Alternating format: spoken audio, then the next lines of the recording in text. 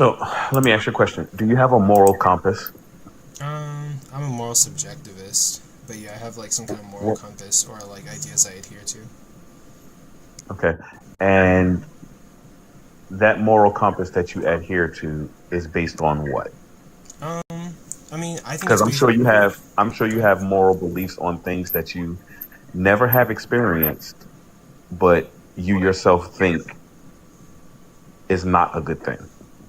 Yeah, so I think my moral compass is going to come from like some kind of like evolutionary empathy, right? I think that historically we used to be very vicious towards each other. Like when humans first came on the earth, or like let's say like when Neanderthals came on the earth, they were very destructive towards each other. They would just go around like raping each other, beating each other, and stealing each other's resources. But then over time, um, animals, or I think humans are animals, we're mammals. We realize that hey, we want to live, we want to prosper, we want to enjoy the finer things in life. The only way to do that, or one good way to do that, is to um, work with each other, come up with some kind of social contract. So there was a time where we were just like hunting, raping, being really terrible to each other. But then over time, you start to see like Neanderthals or humans begin to like work in groups, packs, in order to survive because that's like more beneficial. And then with that, give it years and years and years, those become societies where there's rules that you have to obey so that everybody can prosper, everybody can coexist, and it's a more peaceful, better way of living, which leads to like better living conditions even. Us collectively working together, passing information to each other, doing research in order to like exist. So my moral framework is probably going to be based off of like secular humanism, which is basically this like desire to achieve what's best for everybody without inhibiting on other people's like um, free will. At least, Okay. at Are least for the you most part. and this is not being me being sarcastic at all. It's a real question. Yeah. Are you a homosexual? Oh no, I'm straight.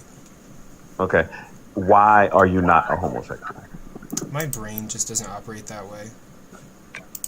Do you believe that it's something that is good Um, for I you? think I think it's kind of like amoral. I guess it's kind of in the section of amoral. I don't think it's good or bad. Um, I Do mean, you like, believe that do you believe that your and we're talking like grown folks now. yeah. Do you believe that your anal cavity was created to be penetrated? I mean, like, if we're talking about like biology, there is literally a pleasure gland in every single male's anal cavity. So, So would you do it since you have a pleasure gland there? me personally, like, I'm psychologically wired to be into women, and I've never tried that kind of activity before. But if I was to try it, like, yes, it would give me pleasure because there is a pleasure gland up there. But I'm So not really too you interested being in trying it. psychologically wired, but you being psychologically wired to not want that is a product of evolution. I would say, so, yeah, there are some people who are attracted to men and have desires to where they might try that activity, and then there are some people who are wired differently, and like, I'm not wired to try that activity. But if I, kind of like, if I was curious enough and like, for some reason had some kind of motivation to do that, like, in doing that, somebody's wee wee would go in there and it would touch my pleasure gland, and yeah, like I would feel pleasure. Like that's a thing for Okay. all men.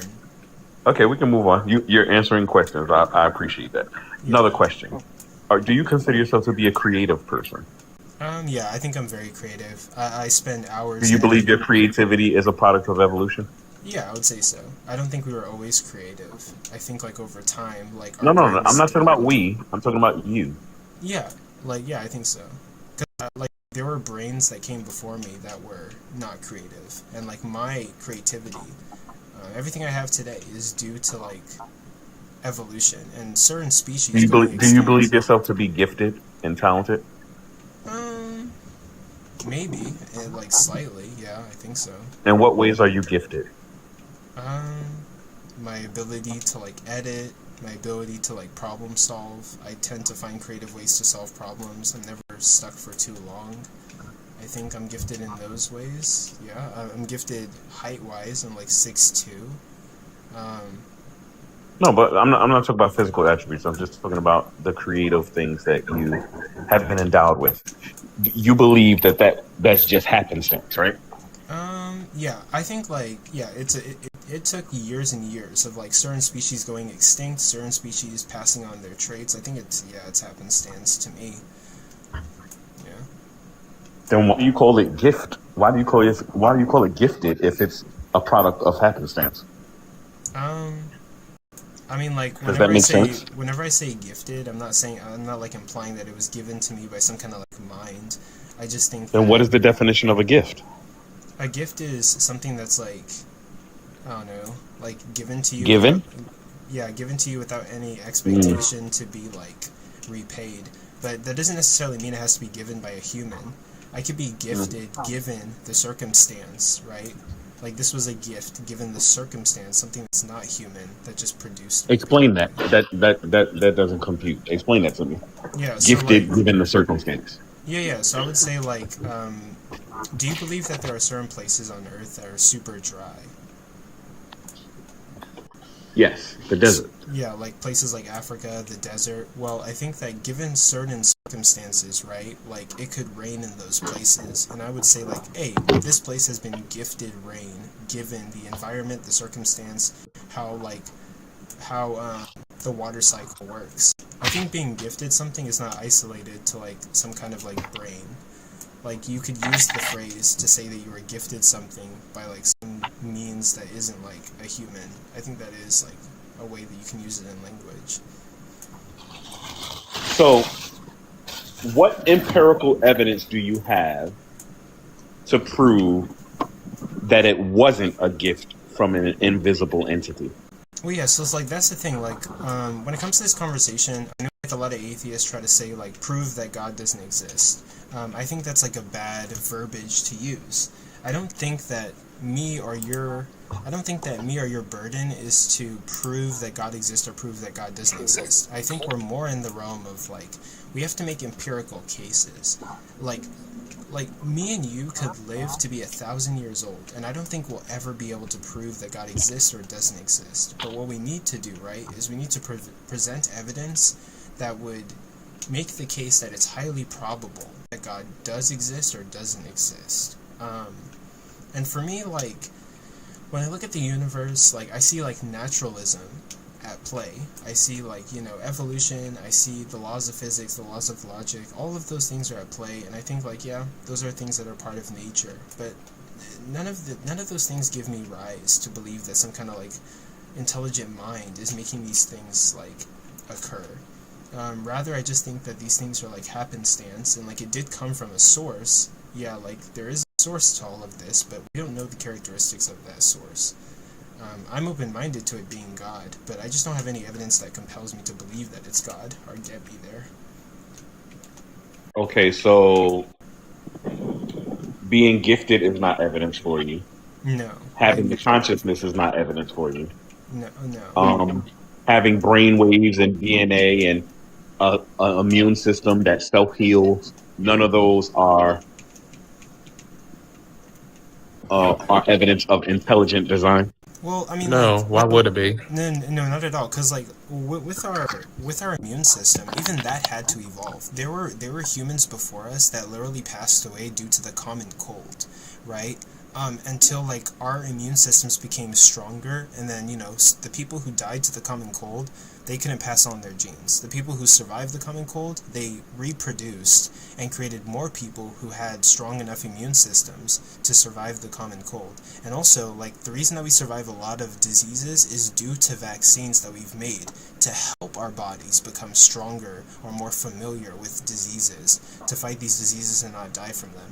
So, like, I'm not sure. I think we have a vaccine for the chicken pox, and like that helps our body to be more resistant or like not die due to chicken pox. The common cold, we've just overcame that. We don't have vaccines for the common cold.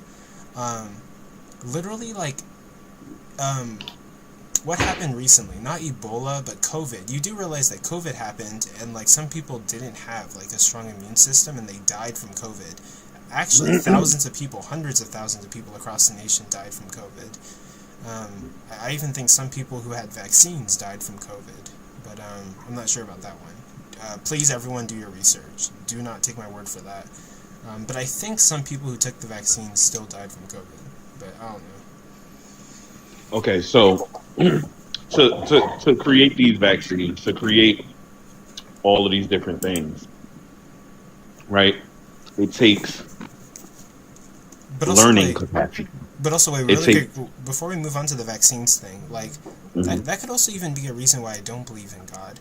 God literally created humans, or, like, made a world intentionally where people would have an immune system that wouldn't be able to fight these diseases. And only through human intervention would we be able to overcome these diseases. But literally, like, God, like, made people to die, which is kind of weird to me, and doesn't really seem too or intelligent. or another perspective is God created humans with the capacity to create things to counteract those things. Like you just admitted we created vaccines. I mean, You yeah, just admitted yeah, we no created, no like, no hold on. good. You just admitted that we have all of these wonderful things that we have invented to counteract those things. So instead of looking at it from the perspective of why would God do that, why not look at it from the perspective of, well, thank God we have the ability, He's given us the ability and the creativity to counter those things. Well, yeah, but like, No. the reason that I kind of disagree with that is like, yes, we do have Mhm. the ability to counter those things, but do you realize how many people had to die for us to have the ability to counter those things? And literally, God is like the Christian God, at the very least. He's all powerful. He can literally do things at the snap of a finger, and not even at the snap of a finger. God could literally just think something into existence. He could think something, and like that thing would come into existence. And rather than use his power to create humans that like wouldn't die to the common cold or any other disease, right? He had humans figure it out, and that took them years. And by the time we figured it out, thousands, hundreds of thousands of people had literally died very painful deaths while God just sat there and watched it happen with all the power to stop it or prevent it. So I really want to touch on that piece because you brought up the Christian God, right? The Yeah. Christian God in the Bible clearly says that He has given dominion to man. It is man's job to fill the earth, to till the earth, and have dominion over it. So I think it's very lazy and it lacks accountability to say, God, why is this happening? When the Bible clearly says that He has given you dominion to do the things that need to be done in this earth. Well, yeah, but like, are you saying like God never intervenes to help people out whenever they need help? Are you saying that you don't have dominion in the earth? Yeah. Human beings don't have the ability to solve every problem that's out there. God does. And God is saying, like, human beings need to do that. I think it's very So lazy of God to not be able to use, like, a single bit of his ability to, like, lessen human suffering. The same God that wants to have a relationship with us. Plus, like, God doesn't have a problem with helping humans. He literally does it all the time in the Bible. He came down as Jesus and fed a bunch of people who are going to starve in the desert with fish and bread. He multiplied fish and bread to feed thousands. Lazarus so was supposed to be dead, but God decided to bring him back. A bunch of people were dying of leprosy, and God decided to bring them back and cure them of leprosy. Some people were blind, and God decided, hey, you're not going to be blind anymore, so he helped the blind. So God doesn't okay, have an you, issue with you helping made several points, humans, but you still haven't answered my question. which is, My question is, does man have dominion over the earth? Yes or no? yeah, we do. Okay, so if man has dominion over the earth, whose responsibility is it to to solve the problems of the earth? I mean, yeah, it's like it's men, but Okay, your God disagrees with you because he steps in all the time to help men with their responsibility. well, he steps in to overcome the people who abuse their powers. For instance, you brought up COVID-19. Yeah. Did you know that there are some people who believe that COVID-19 was a man-made disease to control population. I mean, yeah, like I heard about that. Okay, But so like I probably need to do more so research into that. wouldn't I'm sorry. Oh, go ahead. So I feel like you're looking at life from a glass half full perspective because instead of glorifying God and thanking God for the inventions that we do have and giving him the credit for it, you'd rather denounce him and say, "Oh, he's the reason why all these bad things are happening," even though you just admitted that man has dominion over the earth. I mean, like I So the kind bad things that happen in the earth, war, starvation, injustice, oppression, slavery, those are not God things. That is man doing that to man. I agree with you. But like, have you read the literature on like philosophical evils? Like, okay, so okay, so I can grant you that like let's say that God exists, right? There are a lot of good things that God has done. Yeah, he's given well, actually, technically, okay, if God exists and evolution and everything hold to be true, okay, I can grant that there's good things that God has done. Humans have developed to have these brains to where they can solve diseases and like they can do a bunch of stuff and they can have ownership of the earth or dominion over the earth. But at the same time, like I could also critique all the bad things that God has done. Given evolution, 99% of species have literally gone extinct and died because they literally couldn't live in the world that God created. And the reason I was asking you the other question, have you read the literature on evil, is like, yes, I can grant you that humans do a lot of fucked up shit. Like, Hitler was a terrible person. There's a bunch of, like... How do you know? Wait, hold on. So what? How do you know Hitler did some messed up stuff? Is it something that you read? We literally have journals from Jews, and there's actually Holocaust survivors. So let me ask you a question. Hitler legitimately... So let me ask you a question. Do you make it a habit to believe opinions of people in one area and disbelieve opinions of people in other areas? So you pick up a book and you look at the history and you say, hey, this must be true. But then you pick up other books like the Bible and say, no.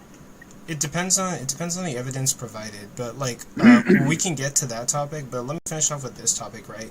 Like, I can grant you that there are human evils. The question I was asking you earlier, like, have you read the literature on like philosophical evils? Is that there's two types, from my understanding. There's like human evils, that which of course humans do fucked up things. We have like Hitler and Stalin and all sorts of evil people, but there are also natural evils in this world that God created, right? So humans do a bunch of messed up things, but at the same time we have like tsunamis, tornadoes, we have, natural diseases that plague humans, we have parasites, poisonous berries. There are crazy things that affect humans that are literally out of humans' control. And God created a world where all of that existed, and God watches as it happens and does nothing. And God watches people die from these like natural evils that he created in this world. So I can give God credit for doing some good things, but also at the same time, God does a lot of fucked up things, right? Well, notice how you said in the beginning of the conversation, when I asked you, do you have a moral compass? You said you're a moral subjection.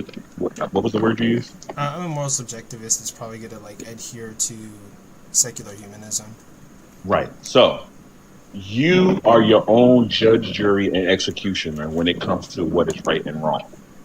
Yeah. So a person with that mindset can never understand a God who is righteous and who judges evil.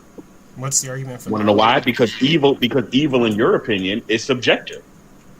Evil in your opinion is subjective, and you base everything based off of what you deem to be right and wrong. Well, I mean, like, do you? So think if God sends a tsunami, if God sends a tsunami to judge a nation, right?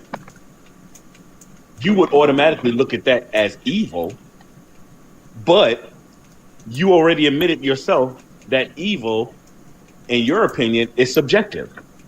Well, yeah. But so do you think how do you deem what God is doing as evil when you yourself admitted that evil is subjective in your own opinion? Well, yeah. So evil is subjective. That doesn't make sense. Yeah. So evil is subjective in my opinion, but given the research and like given interacting with the world, I can't have like a definition of evil. And honestly, some of the things that I define to be evil even line up with Christianity. So I can Well, sort of, you sound pretty sure of what evil is when it comes to God, but when it comes to other subjects, you was like, that's subjective. um, well, Sounds kind of wait, hypocritical. how so? What's like the P and not P? Like, what am I saying that I'm kind of like violating at the same time? Like I can, When it comes to you and your own actions, right? yeah. Evil is subjective. You are your own judge when it comes to what is right and wrong. But when it comes to God, I you want think, to hold him to a standard. Wait, wait, you want go to ahead. hold him to a standard that you don't hold yourself to. I mean, like, I literally do hold myself to the same standard.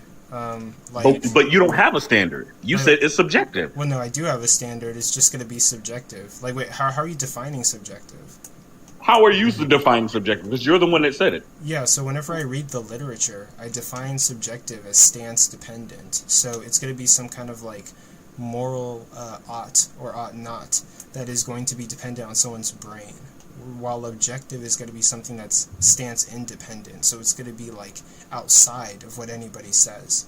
So if I say something is, So that's a long way of saying do whatever is right in your own eyes. that's not at all what I'm saying. No. That's what it sounds like. Well, okay, well, actually pay attention to what I'm saying, right? Like, my stance is that, like, anything that I perceive to be good or bad, and this applies to everybody, everything that tends to be good or bad is just going to be dependent on someone's mind, basically, and everyone's going to have some kind of standard of what is, like, good or bad. I don't see, like, objective facts in regards to, like, moral oughts or ought-nots. Now, when it comes to, like, holding God to a different standard than I hold myself to, I don't really think that's true, right? I think that, like, there are You things... don't think, or Well, like, I mean, like, I can't see anything that I say God is doing that's wrong that I wouldn't also say if I did it was wrong as well.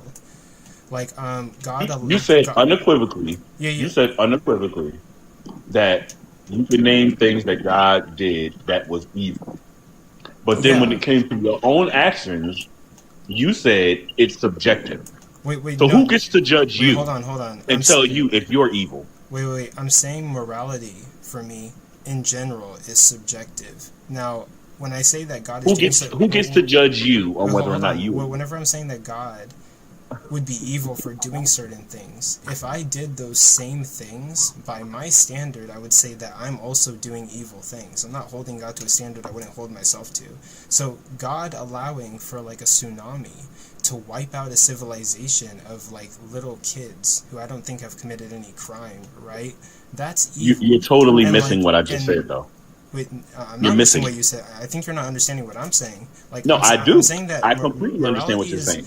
morality is subjective, right? And given my standard that is mind dependent, I think God does evil things. Now, if I did the Right. same things that God did, I would call myself evil. Like, I don't really. But see you're how I'm only doing it. judging yourself. You're only judging yourself off of the things that you don't do. You're not judging yourself on the things that you do Wait, like what?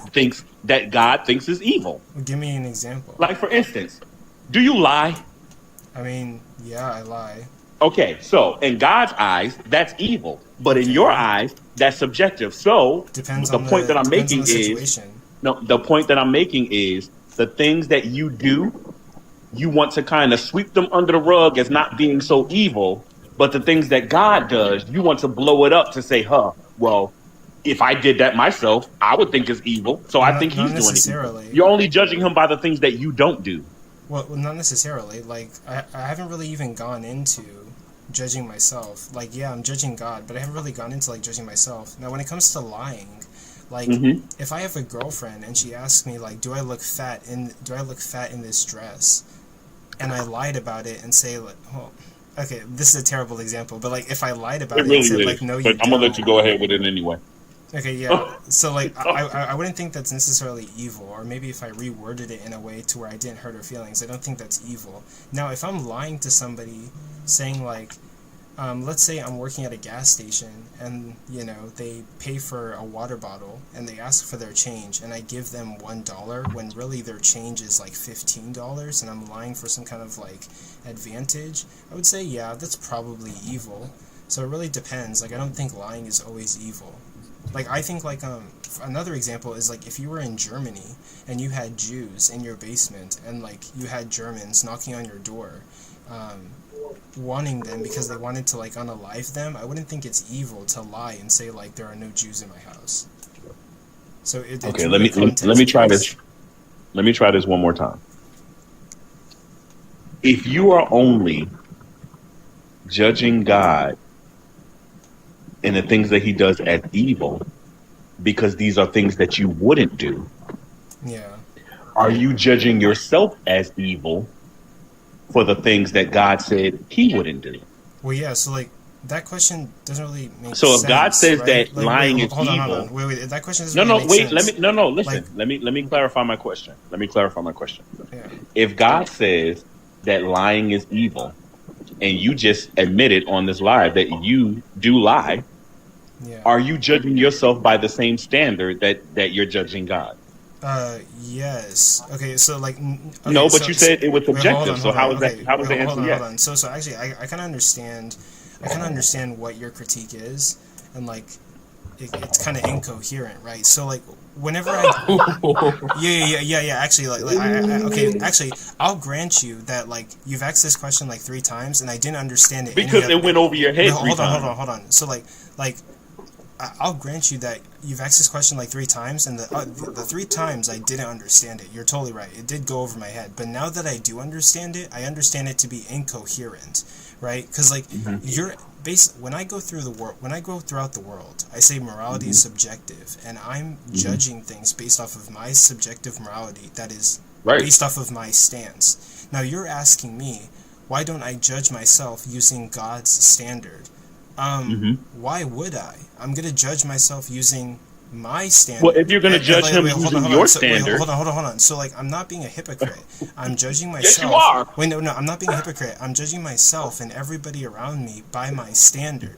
You're asking me to take God's standard and judge myself. Why would I take No, God's standard and you still judge don't. You told me myself? that you understand it. No, You no, told me that no, you no, understand what I said, and I you do don't. understand the question. You're asking me, I'm judging God based off my subjective morality, but I don't look at myself and then use God's standard to judge myself. Why would I do that? I don't even believe God exists. We haven't even got Listen, into like God existing or whether listen. like his standard is If you're valid. going to make accusations like you just did, Yeah. if you're going to make accusations against God, saying that there are things that he did that is evil, based off of your own Off of my standard. opinion of what evil is, Yeah.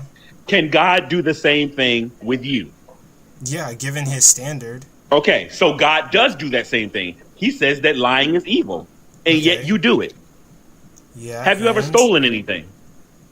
but like, why should I care Have about you ever this? stolen anything? I mean, yes, but like, why should I Okay, care? so he says Wait, that hold on. stealing is evil. Wait, But why should no, I no, care no, about? Why no. should I care about Let me God's finish. standard? Let me finish. Sure, go ahead. Because what I'm trying to do is highlight your hypocrisy. Because There is no you hypocrisy. want listen. What you want to do? Hold on. Hypocrisy? Oh my God! Hold on. Hypocrisy is if I held God to a standard that I wouldn't hold myself to.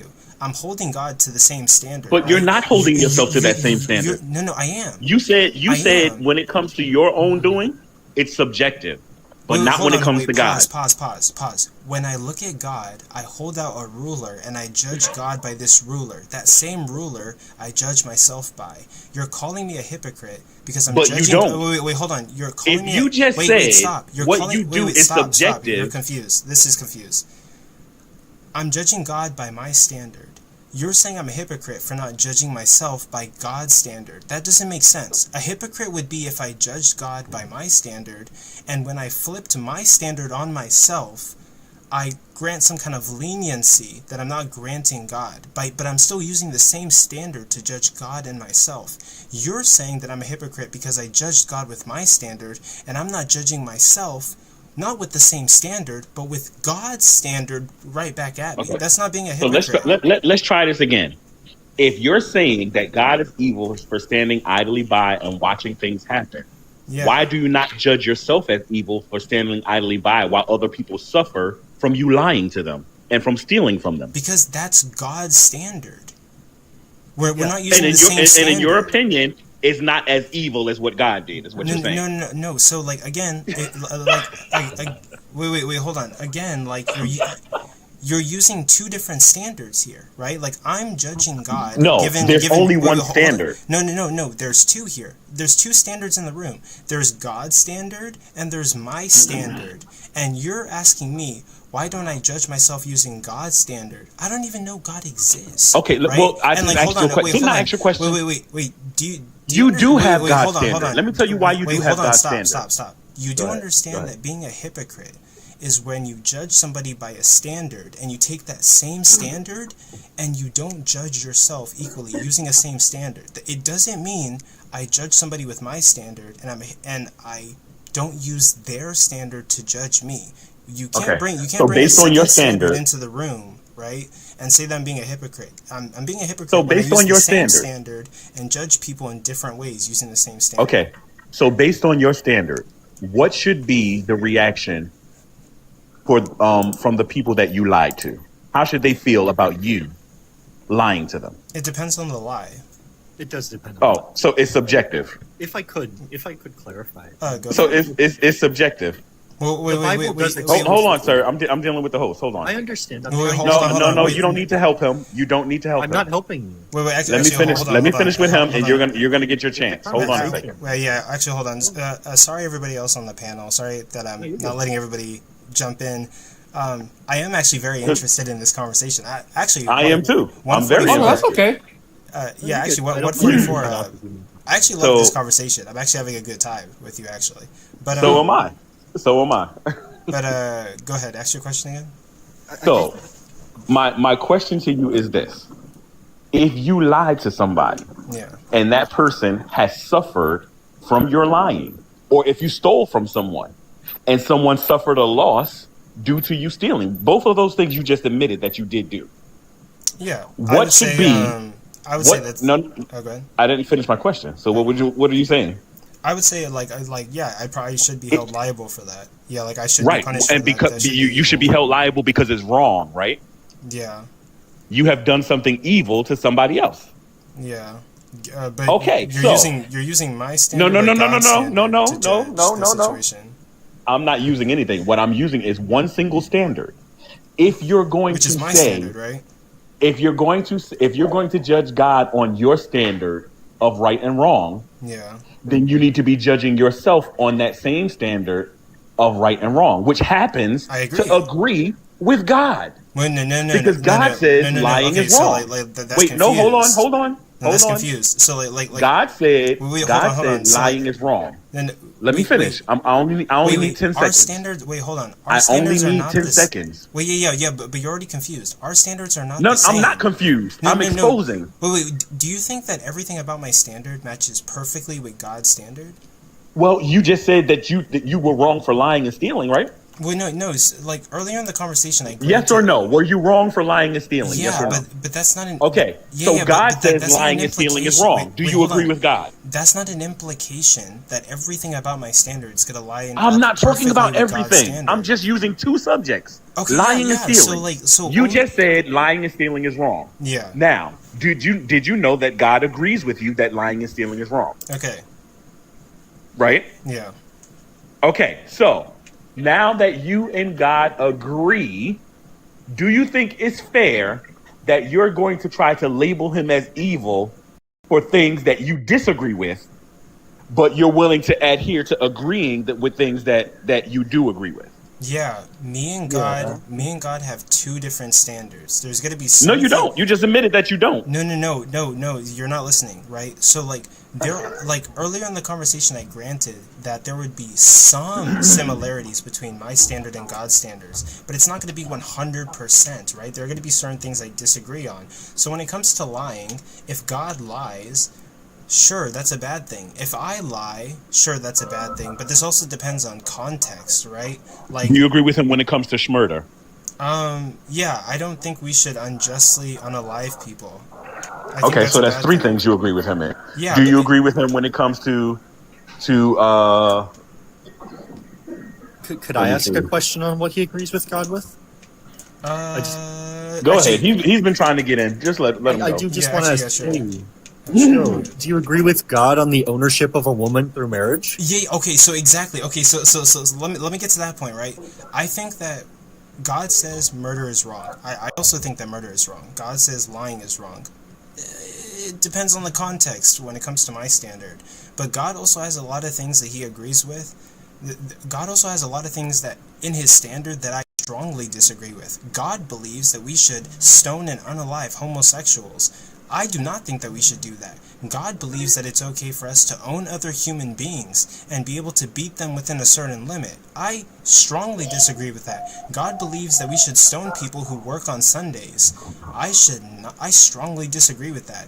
There are plenty of atrocious things that God's standard allows for that I do not allow for given my subjective morality. So we agree on certain things, but we strongly disagree on other things. And so, like, But whenever I go God to judge also God, said, God also said in his, listen, God also said in his word, let he who's without sin cast the first stone. Yeah. So what okay, does that well, mean? yeah, That means that that's God's if your standard. house, listen, if you just admitted that you have done evil things, what justification do you have for pointing out someone else's supposed evil when you yourself are evil? Well, yeah. So, like, that's God's standard, right? In my standard, I do believe that, like, yeah, like, let's say that Hitler walked up to, like, Stalin and said, Stalin, the bad things that you're doing are bad. Yeah, Hitler's, like, a fucked up person, but evil is evil. It doesn't matter who According says to it. whose standard? You say he's an effed up person according to whose standard? According to, again, my standard, because I believe it's Okay, but your subjectivism. standard is subjective, right? Yeah, it stands dependent. Right. Okay, we're going in circles now. Okay. Just you had Hold on. You're doing this weird thing where, like, you're saying that I'm a hypocrite because I'm not using Well, you God's are. standard It's been to judge established. myself. No. Again, hypocrisy is whenever okay, so one of my favorite books in the Bible is Matthew chapter 7, verse 1 through 5. Do you walk around calling yourself evil? Hold on.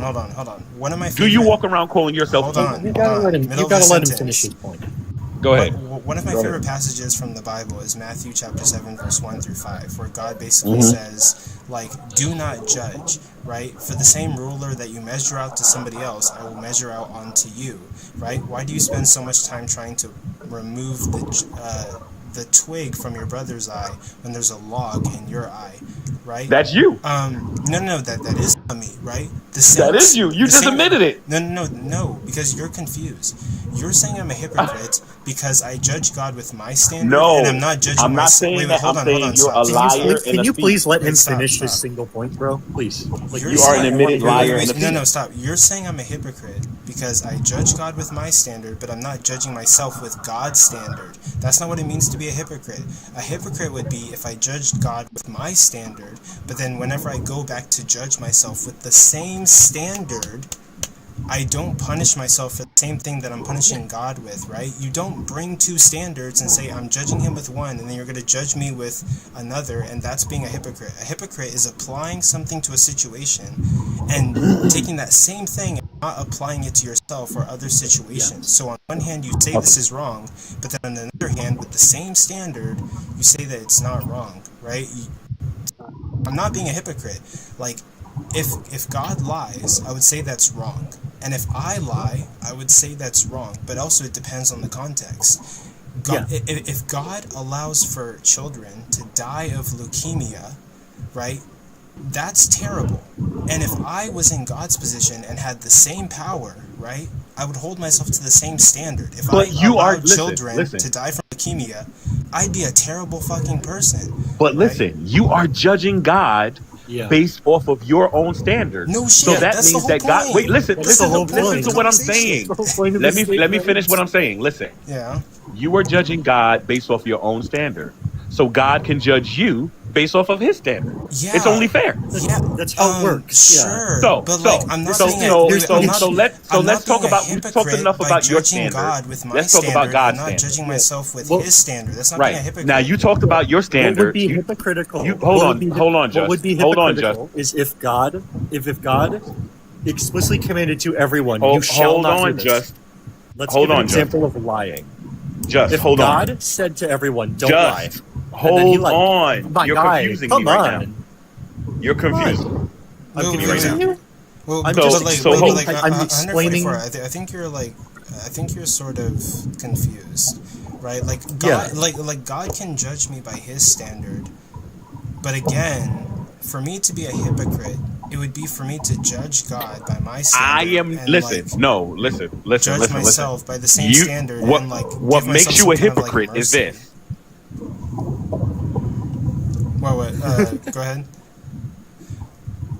Oh, but yeah, my mods are muting you because you do have to like not interrupt. You have to let people finish. But go ahead. But you admitted you're a liar and a thief. Yeah. Okay. Did you not? Okay, so if you are an admitted liar and a thief, do you have any ground to stand on to judge anybody else? Yes, he does. Yes. Yeah, you do. Because like absolutely do. even like have you heard the phrase even a broken clock can be right every now and then? I don't care. Yeah, that's BS. Wait, yeah. A You broken, are- wait, you hold are on, aware hold that- on, hold on. Like a broken clock. Oh, which I'm so sorry. I do apologize to all the panelists. I'm hogging it right now, but I will open it up to you guys. I'm very sorry. But like This is rich. An admitted liar and a thief has the nerve to call somebody else evil. yeah, Yeah, because Paul like was an admitted murderer, bro. What are you talking about? wait, because Are you a troll or hold something? on. Wait, stop. Because, like, whenever we're judging whether something is evil, right, it doesn't matter the stance of the person. You're actually committing a red herring fallacy, actually. There's a red herring fallacy where instead of judging the argument, you're judging the individual. You say something like, why should we trust you? You're stupid. Like, that's like a... That's No, a fallacy, those are your words, right? not mine. Well, like, I'm giving you an example, right? So, let's say that, like, a murderer comes out and he says, stealing is wrong. When we look at the isolated incident, stealing is wrong, regardless of what the person has done. I could literally be the worst... And also, wait, hold on. Do you think I think I'm a good person, by the way? Oh dear. Like, I don't even think I'm a good You person. wait, you asked me, do I think that you think that you're a good person? Yeah, do you think that I think I'm a good person? Compared to God, yes, you do. You think you think you're more righteous than God is. I mean, yeah, because God is literally committed. Yeah, because God has literally committed whole genocides. Wait, And the only reason why you can say that. Wait, hold on. Wait, and the only reason why you can say that. Hold on, 144. Do you think it's ever okay to unalive a baby who hasn't committed any crimes? Do you think it's ever okay to do that? Do you think it's ever okay? Wait. Answer my question. Do you think it's ever okay? To answer the question. Yeah. Do you think it's ever okay to unalive a baby? Well, didn't you say it depends on the circumstance? Yeah, but like... Didn't you say that? Yeah, but as a punishment, do Wait, you think do you think it's ever okay? We're talking about your standard. Well, yeah, your yeah. standard is it depends on the circumstance, Depends right? on the context, but yeah. So let me ask you this: Oh, like, okay. if the baby hasn't committed any crime, is it okay to punish the baby by unaliving it? Well, like you said, it depends on the context. If you're if you are given this, right? Let me answer the question. Wait, no, but Let me answer the question. Wait, hold on. Given the parameters I've set for you, the baby hasn't committed a crime, and someone is punishing the baby by unaliving it. Is that a good or an evil thing to do? No, be context. It's evil. Well, it depends on the context. I'll tell you why. Killing innocent It don't babies depend on depends on tell the you why. context would be I'll good tell and you what why. context? It depends on the context. If you are the one who sets the standard and the rules for how something should run, then you get to do that. But if you're not, your if you standard? like, for instance, hold on, we're if you asking are the about your creator, standard. if you are the creator, right? You're not the And you make creator. listen to what I'm saying. He's You asking want me for to listen to yours. you, but you're not listening. He's asking for your standard. not Just, God's. I Asking need for you to your stop. standard. We're having a cordial You're not conversation. answering his question. Don't come in with the confusion, please. You're not answering his question. So, host, listen to what I'm saying. Sure. The context is this: if you are the person that created the heavens and the earth, right? Yeah. And you set the rules and the parameters for how things should go, then you get to decide what is right and what is wrong. If you are not the creator and the sustainer of the universe, you don't get to make those rules. Okay.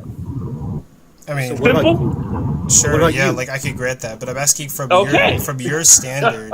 From your standard, do you think like unaliving a baby who hasn't done anything wrong as a punishment is like a good thing or a bad thing? Well, I'm not going to judge God based off of my Okay, standards. okay, asking you. okay. So let me ask this, right? You would describe God as just, right? He is just. Okay, yeah. So how would you define just? Just is adhering to his standard Well, wait, okay, of okay, holiness. we get it. We're adhering to his standard, but how would you define just? If we were to describe God Just as is just, adhering to his standard of holiness. okay, do you think killing innocent people is just so I'm just? clear. Hold on. I want to make sure I understand the point being made here. Well, Just wait, so wait, I'm wait. clear. Well, hold on. But like 144. Do you think killing innocent people is Sorry. just? It depends on the circumstance, What like do you you mean? said. It depends on the What do you mean? circumstance. Just So, literally. Wait, so hold the on. circumstance No, is this. that's so the stupid. circumstance is this. Wait, Listen, no. The circumstance That's is so this. stupid. If a woman, very simple. listen, if a It's very- woman, wait, hold on, stop. if stop. a woman, It's no, stop. if a woman was No, raped, stop. if a woman was stop. raped, I'm saying stop. That's so stupid, right? Justice. you don't want to hear the circumstances. Wait, no, Go ahead. because that literally, when you define justice or being just, that means punishing somebody for giving somebody the equal of the crime that they committed. Mercy would be giving someone less than the crime that they committed. And then cruelty would be giving somebody more than the crime that they committed. There's no circumstance where it's just to punish somebody who has committed no crime. That would go against the definition of justice, which is punishing somebody for a transgression. If somebody's committed no transgressions and you're punishing them, that would be cruelty. You're punishing them for nothing. I'll give you that, but listen. Okay, so given that, right? Who decides? Wait, So who given that, decides right? Like, what is a transgression? do you think Who babies? gets to decide what a transgression is? The creator or the creation? God. Sure. All right. So if God gets to decide what a transgression is, just because you're calling it wrong and calling it a transgression, you're not the standard. Okay, He's cool, the standard. cool. Because he decides what transgressions are. Okay, cool. So if something granted, happens, So let me right? ask you, right? Like, has a newborn baby committed any transgressions? I don't know that. You don't know that. You don't know whether a newborn According to baby God, has it committed can't any do I anything don't at all. know What are you that. talking Like about? for instance, Dude, did you that's know? the Did you know that dumbest the shit. concept? Christian dumbest doctrine shit. Did you know? places them. Did you know? Listen. Did you know that the concept of reincarnation is in the Bible? Did you know that? Christian standard places them in a. Did you position of know that innocence. the concept of reincarnation is in And the I Bible? just want Yes to or no? input a little bit. I just Go want to input a ahead, little bit. Jess. Hold on, Her- sir. No, let him have it. Let him have it. Hold We've on. been The going on host for a is while. literally So do you allowing believe me in to speak. reincarnation? Let him have it. Please, just let me. Yeah. So host, Her- did you Wait, know no, that? 144. Let him needs have to it. shut the hell up. Just, you can So- have it. Nobody Go ahead. else can talk. You're Okay. hogging the whole thing. That's fine. Talk to each Her- other. Goodbye. Her Wait, Christian no, standard. okay. Oh, thank Just God go he's ahead. gone. Dumbass. Like, well, what the fuck is wrong with you? Like, we're trying to let other panelists get Yeah. a single word in. We've been hogging the whole thing. You could just be Oh my patient. God. You fucktard. Jesus Christ, you fucking potato. Like, it's not that big of a Yeah. deal if we let somebody get a word in and then we can go back to our conversation. But go ahead and run. You dumb fuck. Like, That's literally, the like, thing, dude. like, Piece of shit. what are you thing. talking about right now? That's how they function. Just on that input, for Christian standard, babies are in a position of innocence. My boy. Like- What is he talking about? Yeah, like, jeez. Okay, so Atheist, you clipped it? Dude, feel free to share that with me. Maybe I can post it on YouTube. I don't know if, like, you're on my side or, like, against me or something. Like, do you agree with what I'm saying? Or, like, I don't know.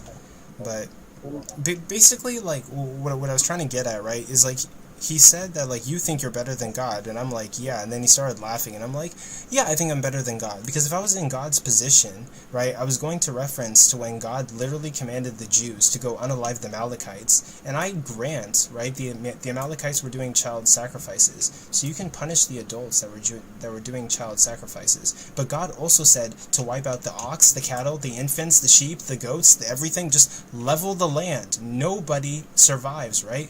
So that literally means that Jews are taking knives and stabbing newborn babies, basically. Destroying them. It's a complete, utter genocide. One of the bloodiest genocides ever. And if I was in God's position, I would not do that. So I'm definitely better than God. I don't punish innocent people.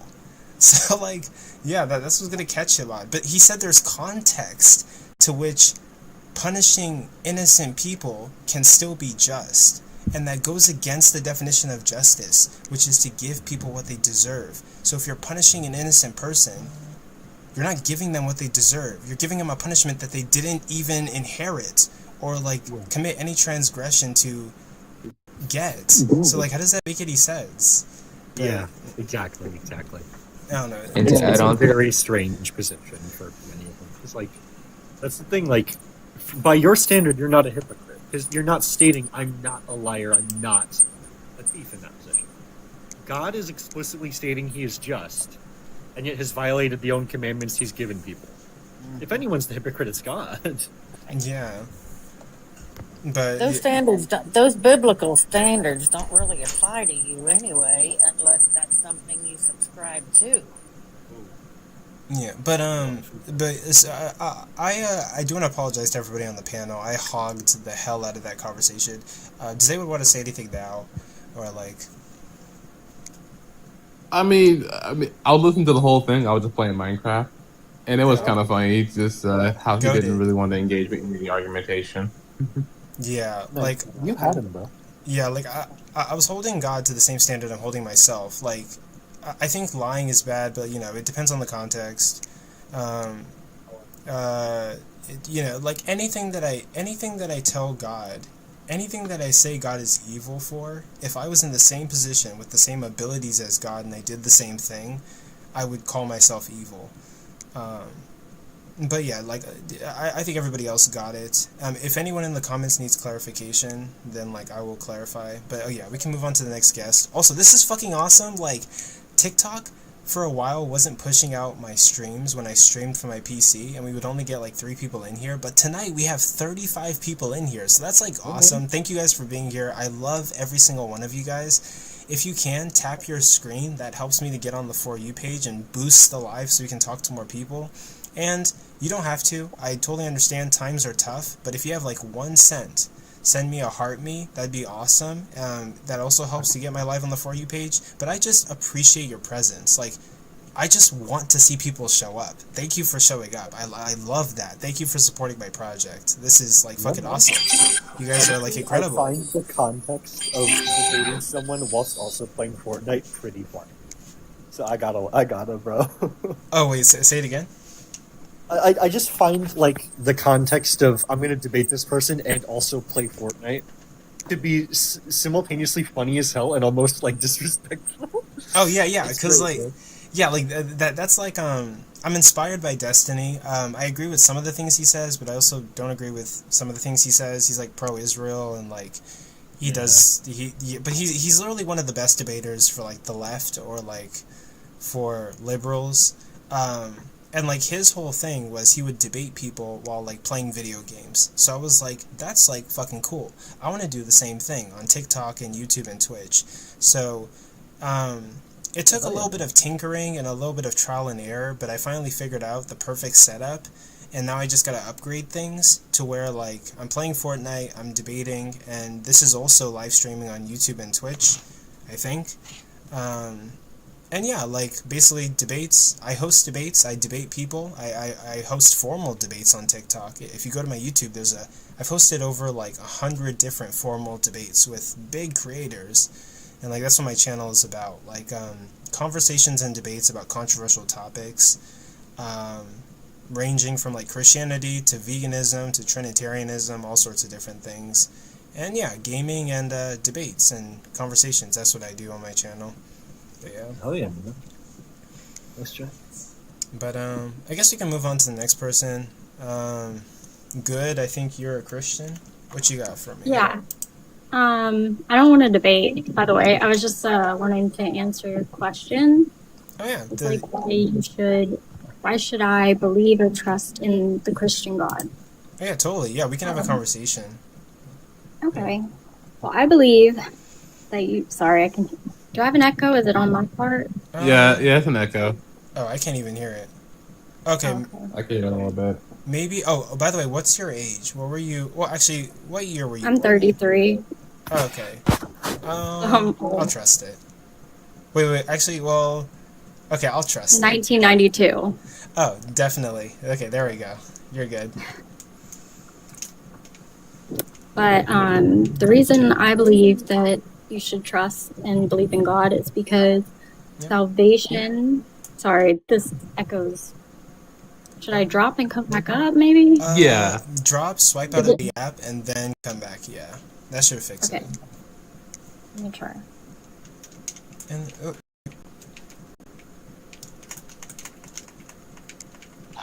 Wait, I think that echo that she's hearing, it's coming from Coco, I believe. oh, it might be Because all of me. us are muted, and I also hear an echo.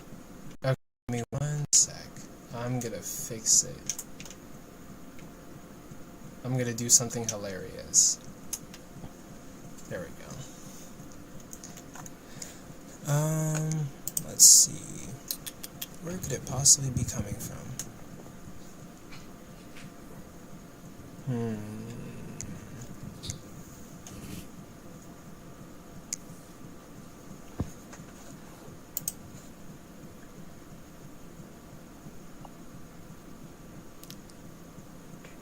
Can you hear me?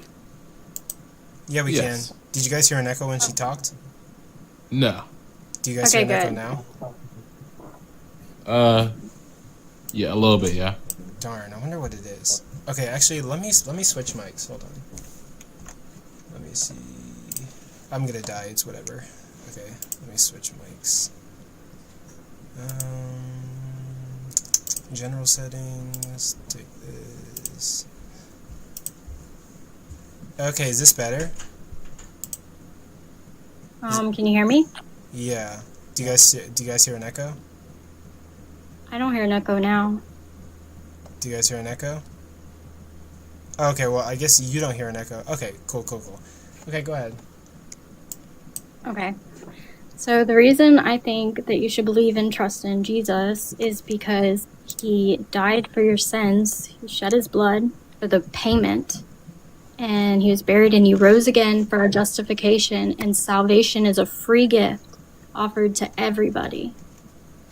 It says in Ephesians 2:8-9, "For by grace you are saved through faith, that not of yourselves, it's a gift of God, not of works, lest any man should boast."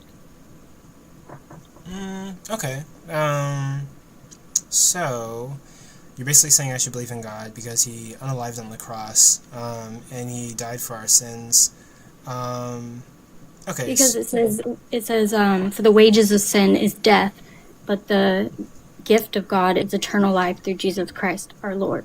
Okay, I guess my only contention with that would be like, you would say like God is all powerful, right? Yeah. And you would say that when God creates this world, he creates the parameters for this world, right? Yeah. So like God has the ability to basically set the wage of sin to be like literally anything that he wants, but it just happens to be that the wages of sin is death. So I mean, like, that being granted, God basically pays a price that he set for like our sins, and like he doesn't necessarily have to do that. Right. But even if I grant that, let's say that Jesus unalived for our sins, like I'm not even too sure if he like rose from the dead. I've been doing some research into the resurrection. But okay, actually, like I don't want to go too far. Let me say that, right? Like, you would agree that God can set the wage to be anything, right?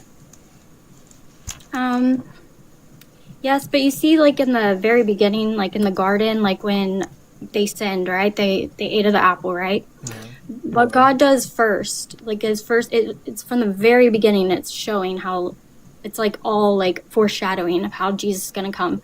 What he does is he clothes them with sheepskin, covers their nakedness, right? Because they ate the apple and they realized, oh my gosh, I'm naked, and you know, God's like, who told you you're naked? He knew.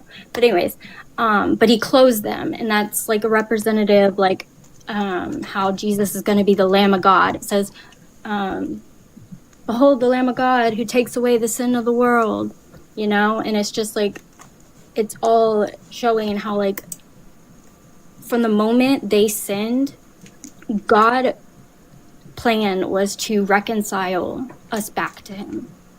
But Yeah. that was the only way. I mean, like, but how do you know that it's the only way?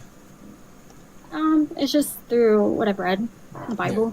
So, like, I mean, God is all powerful. God has all these character traits. He's all powerful. He's all knowing. And I just kind of But find he's also all just.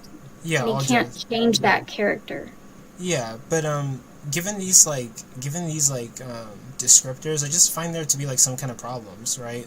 I find there to be problems with it. So like, you're saying the only way for him to like bring us back to him was for him to like unalive on the cross. But I mean, again, like, God does set the price for what sin is, and also like there's a variety of ways that like God could have like brought us back to him, or like somehow amended the thing that happened. Like whenever you tell your kid not to do something, right? Right.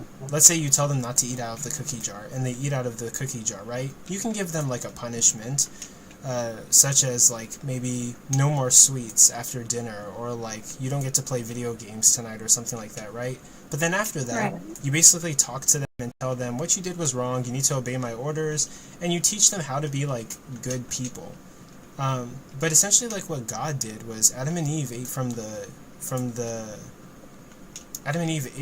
tree of knowledge of good and evil, and basically God like kicks them out of the house and says, "Fend for yourselves." And the only way for me to like redeem this is to do a blood sacrifice. And Well, I see, think like, like an all-powerful God, like, he doesn't have to do a blood sacrifice. He also is setting the punishment for their transgression.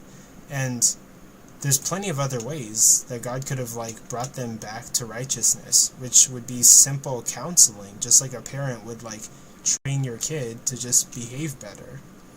right. See, the problem is there can't be any sin in heaven. Like when they did that, sin entered. So they couldn't be there, because if they would have ate from the tree of life, then it would have been all corrupt, right? Yeah. But so that happened, but God's plan, immediately he was going to get them back, right? And God requires perfect righteousness, just for his perfect judgment, because he's all just, but he's also all merciful. And anyways, when you put your faith in Jesus Christ, he imputes his righteousness onto your account. Yeah. So that means that we're reconciled back, because we are accounted pretty much the same life that Jesus lived, his perfect life, he imputes to us when we trust and believe in him. Yeah. But okay, so like even if so if I grant that God is like perfectly just, like I don't even think what he did to like Adam and Eve was just, and like there's a few problems that I have with it, right? So Adam and Eve, prior to so God told Adam and Eve, don't eat from the tree of knowledge of good and evil. Now, I can grant that Adam and Eve know that God is God. I can grant that Adam and Eve probably know that God is like the giver of life. And also, like, God knows the future. He knows that they're going to eat from the tree of knowledge of good and evil. He also knows that the serpent is going to like tempt them, right? But you have these people who don't really have knowledge of good and evil. Maybe they know that God is good, and they know that like God told them not to eat from it, but they don't really know the deepness of the action that they're about to commit. Then they are tempted by the serpent that God placed in the garden, that God knew was going to tempt them, and they eat from the tree of knowledge of good and evil. Now God's punishment is basically like not equivalent to the crime. They just ate from the tree of knowledge of good and evil, and they're sentenced with a lifetime of women are going to have pain in childbirth, and then like the men are going to have to, for the rest of their lives, work extremely hard to basically like make food or like survive. And not only that, they also punish like their children. So like Cain and Abel, who immediately come after Adam and Eve, they didn't eat from a tree of knowledge of good and evil. They have committed no crimes, but they're born into the world that their parents have corrupted. So like that's not just at all. God's punishing plenty of innocents. Me and you, everybody in this chat, we're born into this world, have committed no sin, and we have to live in a fucked up world that like it's Adam and Eve's fault. Why are we being punished for it? So like I just find like some issues with like God being like perfectly just. He tends to punish a lot of innocent people, actually. Well, I wouldn't say like we're innocent, because we all have free will, right? And we all had the choice to choose to sin. Yeah, But do you think like do you think? Well, that's a whole nother conversation. I sort of agree with you. I'm a hard determinist, but like, do you think coming out of our mom's vajaja, do you think we've committed any sin as a freshly newborn baby? No, like I don't think babies do not go to hell. Babies go to heaven. Yeah, Like yeah. So given that, Do you right, have any? like, Do you have any scripture to back that up? Because I promise you will find it. wait, hold on. So like given that, right, like we're touching the ground, committing no sin, but we're born into the world that like Adam and Eve have destroyed, right? And we're being punished from the get-go, despite not committing any sin. Don't you think that's a little bit like cruel, unjust of God to do? well, I mean, if it wasn't, for Adam and Eve and us, none of us would be here. None of us would be born, and God He loves us, and He wants, it says in the Bible how, God's will is for all men to be saved and come into the knowledge of the truth. He gave us I have a a question ransom. about that. Yeah, I'd like to ask her a question about that. Wait, hold on. But like I understand that we're all the descendants of Adam and Eve, and we couldn't be here without them. But that's not even like what I'm asking, right? What I'm asking is like when you're born, you haven't committed any sin. You don't deserve any punishment. Yet God is punishing you by having you grow up in the world that like Adam and Eve have already destroyed. You're receiving some kind of punishment given no transgression. And also, like, God is all powerful, right? He could have just had us born into the Garden of Eden. Or honestly, God could have snapped us into existence. We would have all eaten from the tree if we're real. I mean, how do you know that? Because you talked about the kid with the cookie jar. I mean, if somebody tempts you to do something, I mean, how easily do we fall into it? Yeah, but like, have you seen families where like parents have like multiple kids, right? And they say don't eat from the cookie jar, and like two of the kids just go play video games and they don't eat from the cookie jar, but one of the kids is super curious and eats from the cookie jar. Not everybody's gonna eat the cookie when given the cookie. Yeah, but we can admit we've all sinned, right? Yeah, so like I don't think like whether we ate the cookie or we went and you know what I mean, it's gonna be something. Yeah, but like I think eventually it would have been something, yeah. But I think like from the get-go, right? If God like put 1,000 couples of Adam and Eve into that garden, I'm not sure how many, but I guarantee that one person would reject the serpent's temptations and like just choose not to eat from the apple, and things would have gone a little bit differently. Also, I mean, like, God he's fully God, fully man, but he experienced like what being a human was, yet he never sinned. He lived a perfect life, for us. Yeah. And paid the penalty that we deserve for us. Which, I mean, like, even with that, right, you'd say, like, Jesus is human, and he, like... He's God. He's fully God, fully man. He came into his own creation, Yeah, would you say that Jesus has free will? Yeah. I mean, like, okay, so if Jesus is, like... I mean, yeah, he's fully God, he's fully man, but he's fully man, and he has free will. Why couldn't God create us like Jesus? To basically live a life where we still have free will and we just always choose the good decisions and never choose the bad. Then we'd be robots. But was Jesus But a robot? It pretty much was like that in the garden. Wait. There was no sin until sin entered. Wait, but was Jesus a robot? No, Jesus is not a robot. But he's fully man, right? Right, and fully God. So it's possible to have He's the one that created. Yeah, so it's possible to have like a fully man live a life committing no sin, right? Yeah, but he gave us free will, free choice. Jesus has free will, right? Unfortunately, yeah, but he never sinned. Yeah, he has free will, and he used his free will to never sin. So it is possible. Does he know what sinless means? Wait, hold on. Like to be sinless? Wait, hold on. So like to be perfect. No, wait, hold on. Before we get into that, No, it doesn't. Wait. Pause. I'm having a conversation with her.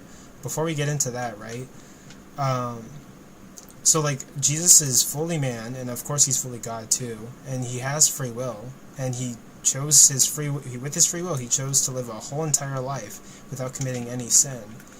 I mean, given that... He humbled himself all the way to the cross. Yeah, like given that, people it's literally like demonstrably possible for God to create humans who just won't commit sin with their free will, and they have the ability to do bad. They just don't choose to do bad. But like like why didn't he create those humans? Why did he create humans that will do bad? It's really, he didn't create them to do bad, but he wanted, it's free will. He doesn't want us to be like robots forced to like love him, you know, and forced to, you know, be with him. Yeah. He wants us to, you know, like he's not going to force you to like be with him, you know what I mean? But he wants everybody to be saved. Like he died, he made it possible for everyone, and it's a free gift.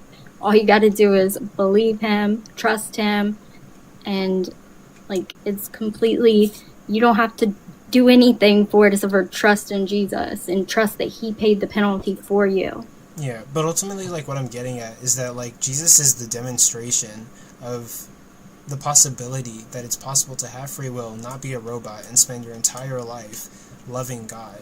And so like God could have literally just created us just like Jesus, and we would have done the same exact thing. But God, like, he sees the future. He knows that we couldn't be just like him because he is God. Wait, I mean, like, well, yeah, you could take the God We're part his creation, out. I mean, you could take the God part out, but keep us like fully man, and just have us freely choose to do good all the time. And like there would be like no robot, you know what I mean? Like just obeying him because we have to, or just you know. I mean, we wouldn't be robots. We'd be just like Jesus. We'd be fully man. We'd have free will. We'd choose to just love God, and we just never do the evil. So it's kind of like, imagine this, right? Have you walked by a bank? Yeah. And you've made the choice to not steal from that bank, right? Right. And you did that freely, right? Yeah, because I don't want to go to jail. Yeah, so like imagine if you did that for every single decision when it came to sin, basically. Like that's logically possible. I can't do that. I mean, like not for me. I mean, because I'm an idiot. I mean, well, I don't think you're an idiot, but like I think God made it that way. Right? God knows the future, and he intentionally made humans who were literally going to do evil, and he literally could have made humans who just freely choose, just like Jesus, free will's still there, just freely choose to go their entire lives and do good. I don't know, I just don't think that would be like, I feel like we'd be like programmed to like, you know what I mean? Like, he doesn't want just like a bunch of like, you know what, I don't know how to explain it. Yeah. But it's a very complicated like issue, and yeah, like it's one of the things that I struggle with, and it sort of dives into like hard determinism, basically. Like, are we determined, or are we like freely doing things? And but yeah, I mean, like I would say like think about it, but yeah, you know, it's like a logical possibility that God could have done. Well, I really enjoyed our conversation. I'm gonna give you a follow. Yeah. And you know, just you know, you're probably gonna have a lot of Christians on here that are gonna be very like, I know the Christian world a little bit, and it's, you know, not everybody has the true gospel as far as like it's a free gift. People will be like, you've got to do this, you know. Yeah. But Jesus paid our penalty, and it is a free gift, and he loves all of us, and he wants everybody to be saved. But also, actually, like, but really quick before you go, let's sort of dive into that, right? So like, typically I grant that Jesus existed. There was like a lot that was written about him. I grant that he existed. I'll even grant that he was crucified. But I'm not sure if Jesus rose from the dead. There's just like a lot of issues that I have with that. Do you think that the Gospels were written by their namesakes? What? Wait, what? Do you think the Gospels were actually written by Matthew, Mark, Luke, and John? I think so. I mean, I'm not one of those people that claim to know everything, but one thing I do know is the gospel. Oh, no, you're totally good. For me, like, I hold that they were written anonymously. Biblical scholars, when they study the Gospels, none of them were signed by Matthew, Mark, Luke, and John. And the names that are actually on those Gospels were put, like years later, after, like, those Gospels were, like, written. And I'm not even sure about the process that was gone through to, like, name those Gospels. And to be honest, when it comes to like Jesus' resurrection, let's see, like what other Also, I might problems with? Also, I'd like to add that if you read those Gospels, they're written in the third person most of the time. Yeah. Yeah, they're written third person. None of them are first person, so it's not actually people who are there for the resurrection. They're typically just reports they've heard from other people, the writers. And then, like, you know, I have issues with Paul. Paul viciously was going around, like, violently harassing Christians, and he writes for, like, a lot of people. So if Paul literally doesn't work, a lot of people's testimonies are just going to get thrown out. So I don't know. I don't really have too much of an inclination to believe that Jesus rose from the dead. But like, what are your thoughts on that? Well, like, why do you believe that Jesus rose from the dead, to be honest? I believe because, well, I believe the Bible, and it says that there were over 500 witnesses, and, you know, personal experience. Okay. Wait, actually, hold on, pause there. When it comes to the 500 witnesses, right? Like, yeah, it does say that, but, like, it's Paul claiming that there were 500 witnesses. And some scholars would even say that, like, that's an added detail. That it was basically added to bolster up the claim. Like, we're not even sure about the 500 witnesses. Also, everything that Paul is writing, he's hearing it from the church. Paul wasn't even there with the 500 witnesses. He's just telling you what the church told him. So we would have to trust the early church. Well, he could have known, just to step in real quick. He could have known some of the 500 because he says some of them are still living, right? So it seems as if you can make an inference that he knew some of them. But yeah. But what's the motivation that he knew some of the 500? Wait, like, he says that some of them are still living. Oh, he says some of them are still living? But, like, would that be something he's hearing from the church or something he personally encountered himself? That's a good question. I think that we don't know. But, you know, if you're saying that some of them are alive, some of them are still dead, you know, how does he know that some of them are alive? You know, I guess he heard it from someone else maybe, but I don't know. It just seems as if it has a kernel of truth to it. Yeah. So Paul's saying these things, and, like, we don't know if this is something he experienced himself or something he heard from the church, but what we do know is when he's writing 500, and a lot of the stuff he's saying is just stuff he's heard from the church, or he's just writing letters to the church.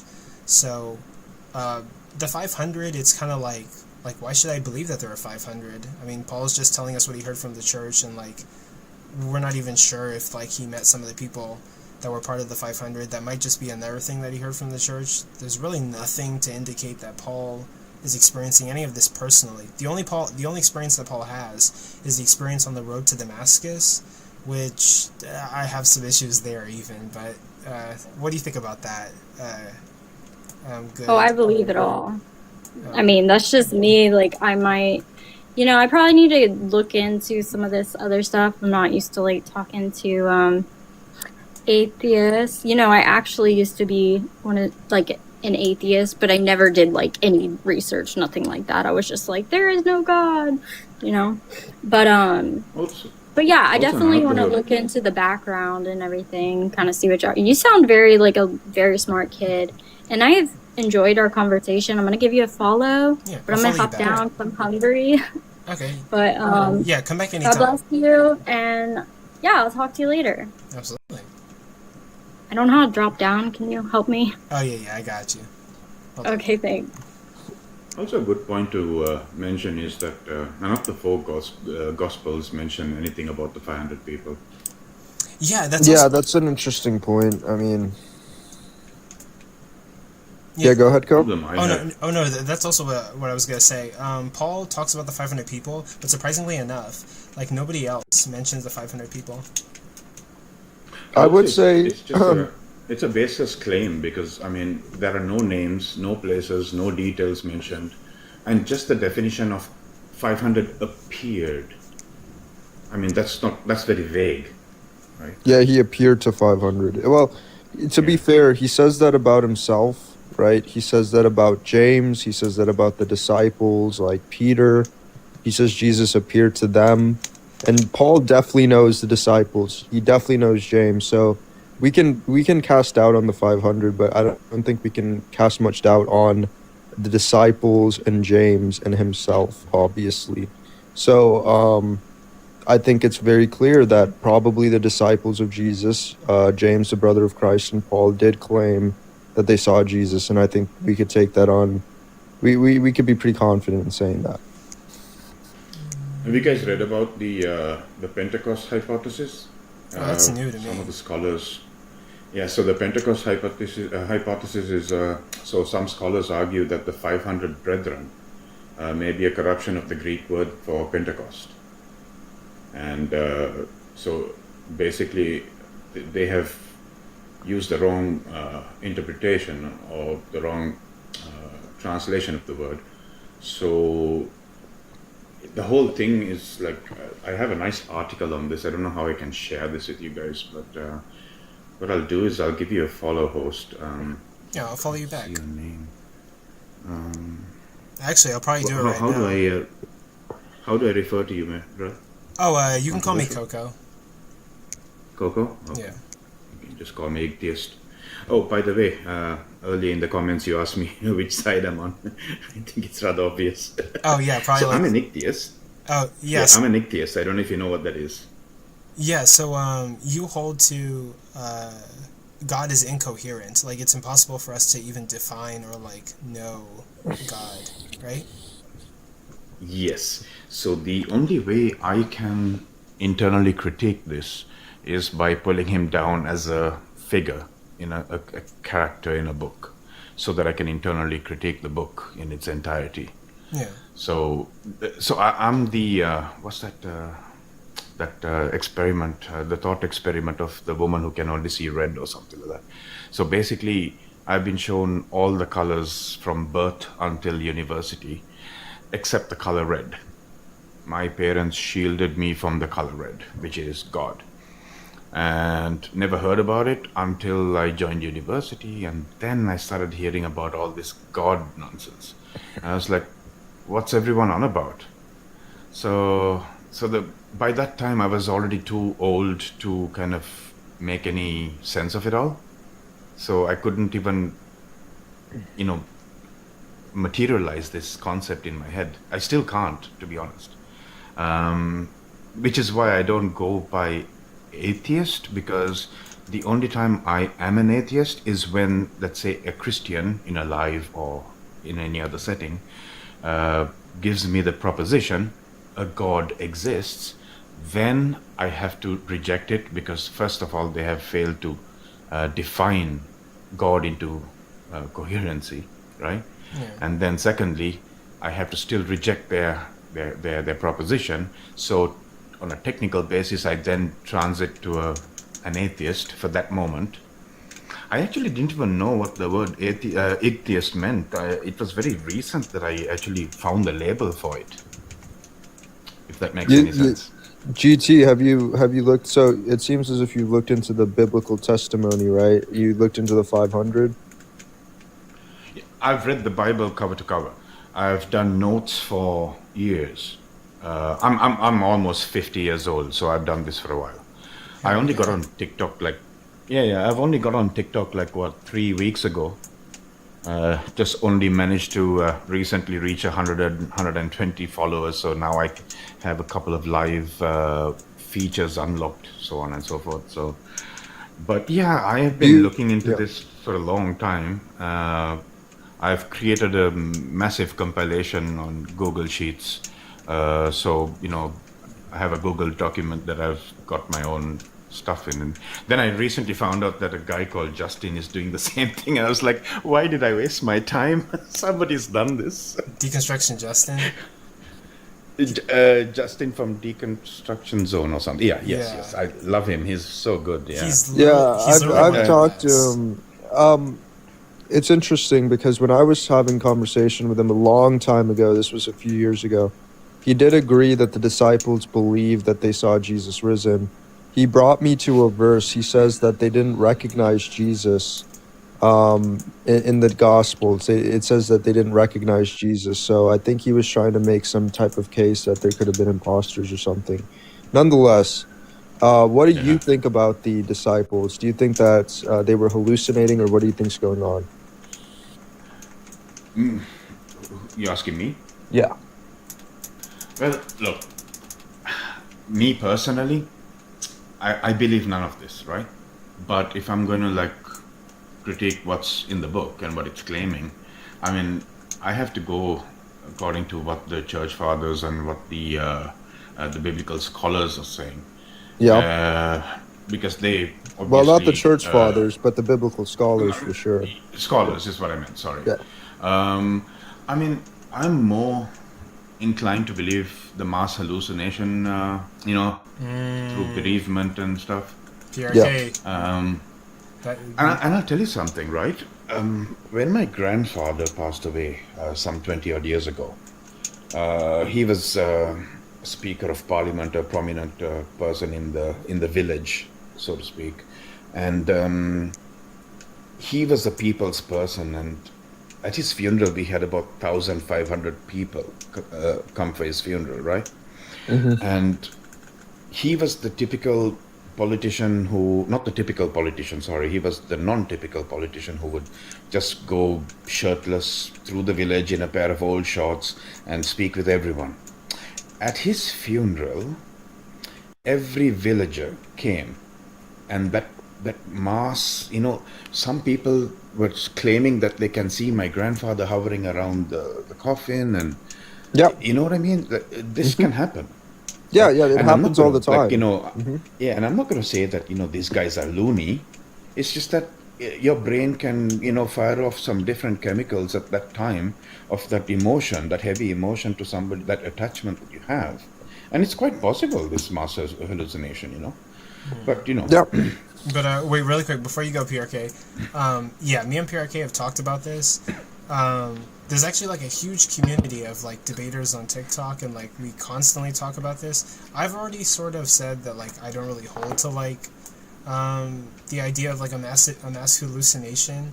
But yeah, PRK, you've met your match. Like someone who actually does hold to a mass hallucination. PRK is against it because he doesn't really think that could have happened given certain parameters of the. This is my first time on this live. Is PRK an atheist or just? I'm a believer in the resurrection. I'm a resurrection believer. All right. Okay. So I mean, you are a theist, I don't. Right?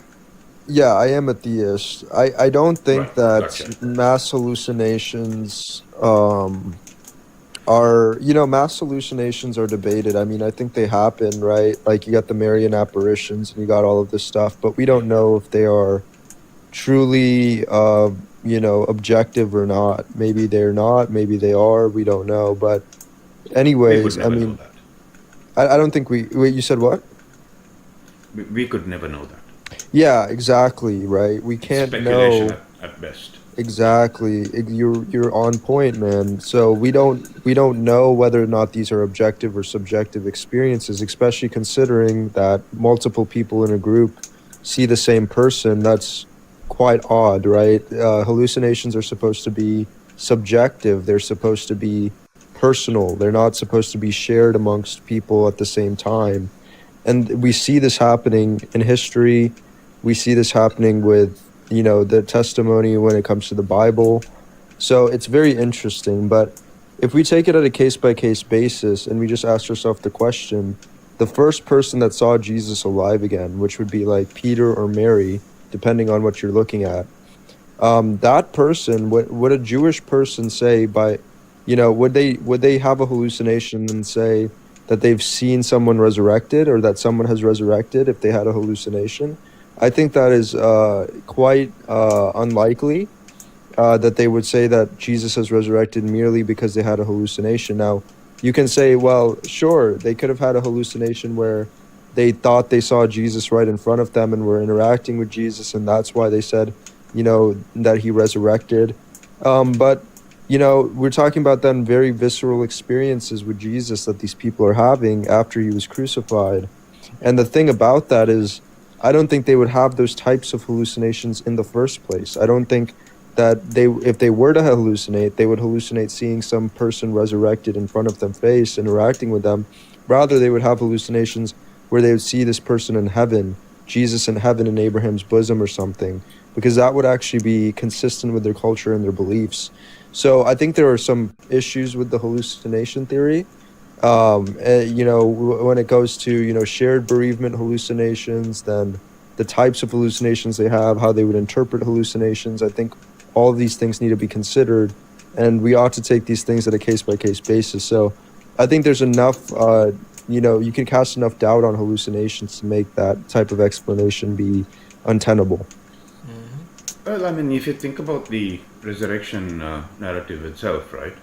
I mean, there are 3 contradictions there already on how many people saw Jesus resurrect. Let me quickly pull it up. Give me a second. Yeah. So, I mean, it kind of falls in line with the. That's just again my opinion, not to take away anything what you just said, right? Yeah. But it falls in line with the mass hallucination theory, if you think about it. If I can find it, just give me 1 second. Oh, hey, Queen. We got a friendly in the chat. Oh.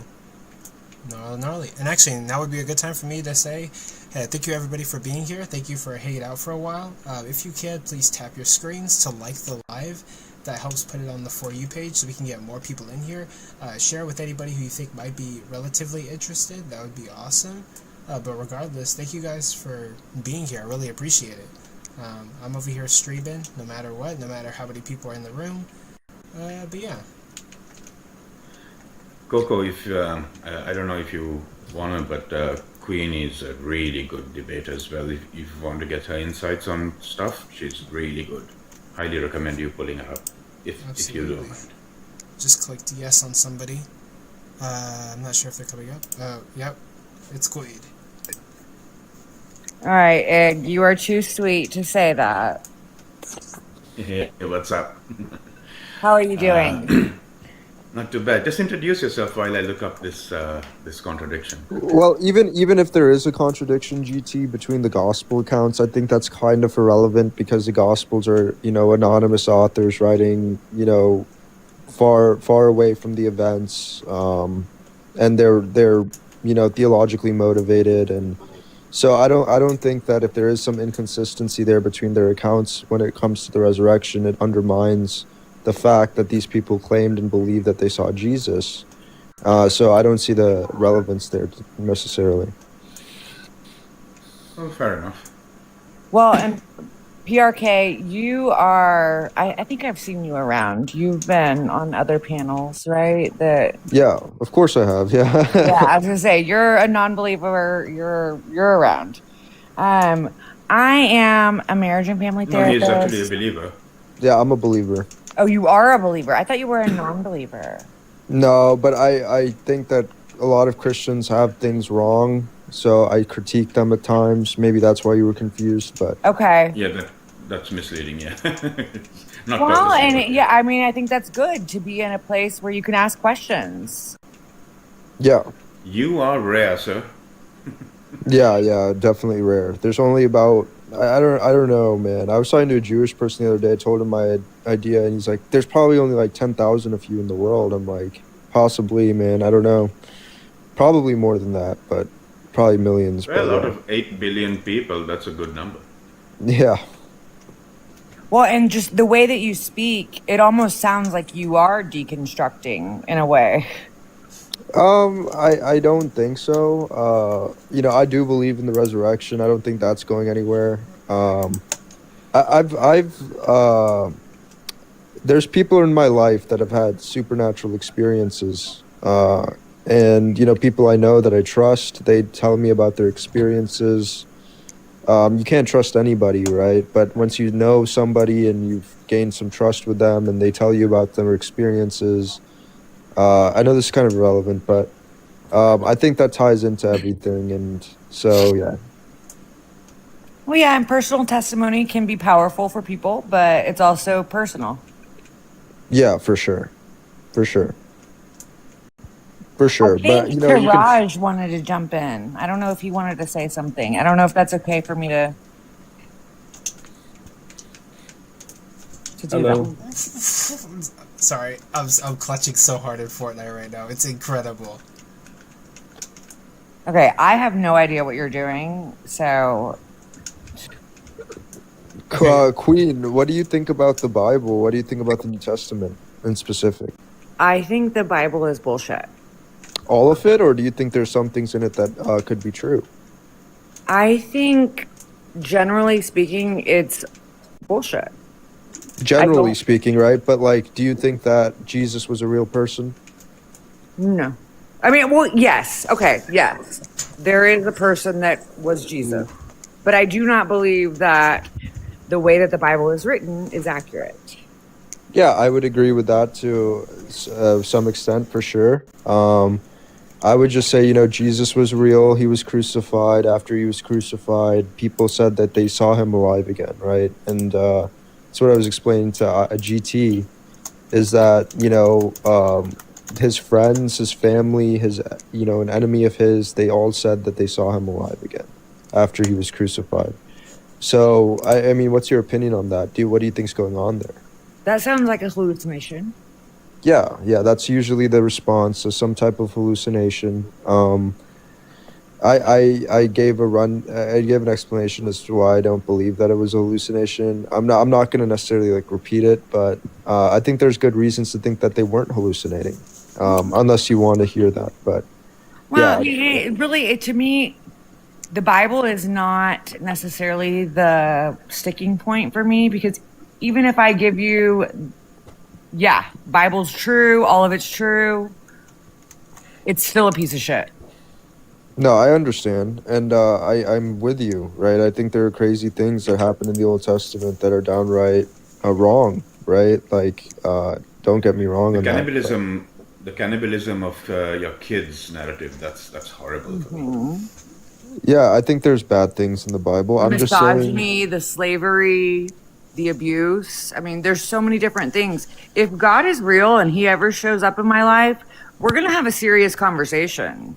yeah, he's just going to tell you that none of that stuff actually came from him, and it was people. It was Well, then he's a liar. How is he a liar? It's people lying. It's not God. It's people. People are saying that this came from God when it probably didn't. Yeah, but see, that goes back to that thing where it's like everything good that happens in the world comes from God, but everything bad happens from people. But God made the people. So how does that work? Agency. I mean, he's given us a free will. We can decide to use our hand to slap a person or to help a person, right?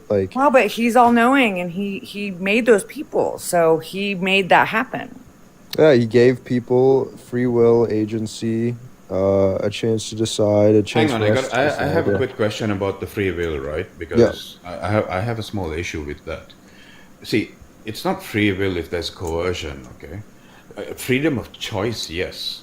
For example, option A, love me or burn. Option B, choose what you want, and so that's, of course I'm going to choose option A if I'm being coerced. That's not free will. Exactly. Yeah. I don't think hell is a real thing. And in fact, I have friends that yeah, but I was just using love me or burn as a a bit of a pun there. But in general, there is no free will. There's freedom of choice, yes. But our choices have consequences, therefore coercion, therefore no free will. I don't know what you guys think about that. I see what you're saying. I mean, have you looked into compatibilism? No, I haven't. It's just to say that free will is compatible with determinism. So you can have these types of you could still make choices, even though not everything, your environment and how you're raised and whatever plays into it. Yeah, I don't see the difference. What difference does that make? I'm a very simple person, okay? Like I said, for me, it's worse for me because, like I said, I'm an atheist, and so the whole concept of this God thing, it's all incoherent to me. But even if I have to break it down as a character in a book and then critique the book, right? When I read it in its entirety, and I read from the NRSVUE, is because that's the closest direct translation of the Hebrew Bible, right? So the KJV and everything else is just absolute rubbish. Or the Greek, I do have yeah. access to it on. Yeah, I do have access to all of them on the Bible Gateway. But anyway, that's not the point. For me, as a simpleton, just reading words on a page, if I were to read it like any other book, you can actually come to a conclusion of what the book's advocating for, right? I mean, I don't have to believe that Harry Potter is real to say that Voldemort is a horrible character in a book. You know what I mean? Yeah. So, look, I have a lot of friends recently, right? In my adult years, I've come across a lot of friends who are Christians, and they all ask me the same question, and they go, yes, but what if one day you're going to meet your maker? I said, well, first of all, you need to describe this maker to me, right? And it's like, okay, so what if God himself comes down and tells you, here I am, and performs something that, no shudder of a doubt, that's God. Well, the first thing I'm going to ask him is, that Bible thing, right? Are you exactly that character that's depicted in the book? Because if it is, I want nothing to do with you. If he says, nope, they all got it wrong, that is not me, then I'll be like, okay, cool. I'll walk by your side. I'm not going to worship you, though. Because what kind of egotistical maniac wants someone to worship them? What is that, a small dick syndrome? You know what I mean? So, pardon my French. So, the whole concept of worship is just an absolute, not nightmare, but it's like, what? Why?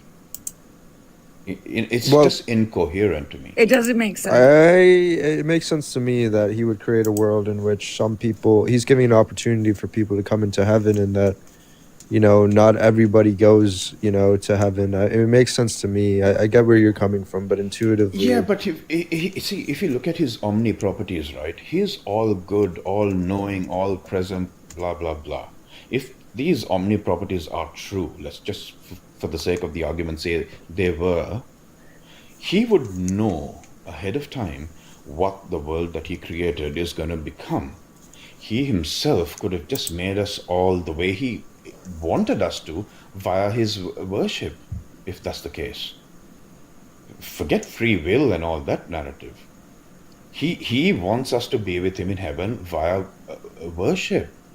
He could have just made us all be in heaven together, if that's the case. Well, Now, and if I he don't can believe show in it, himself, why hasn't he done that?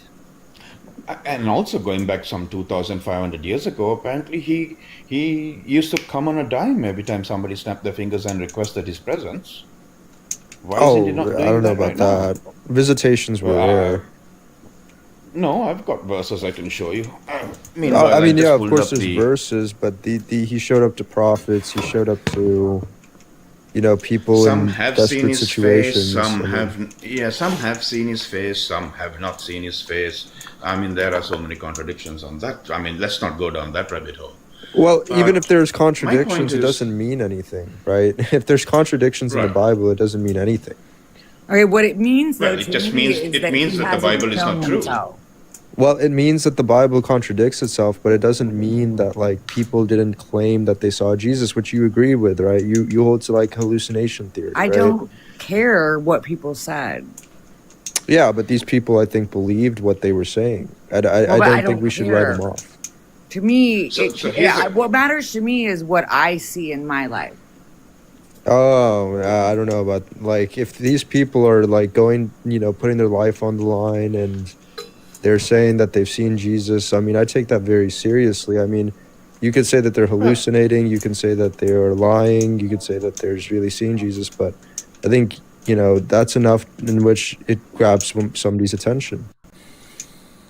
Even with the resurrection, right? I mean, look, Matthew 28:1, two women, Mary Magdalene and the other Mary, right? Mark 16:1, three women saw Jesus resurrect. Mary Magdalene, Mary mother of James, and Salome. Luke 24:10, several women saw. That's Joanna, Mary mother of James, other women with them, Mary Magdalene. Then John 20 verse 1, one woman only saw Jesus resurrect. That's Mary Magdalene.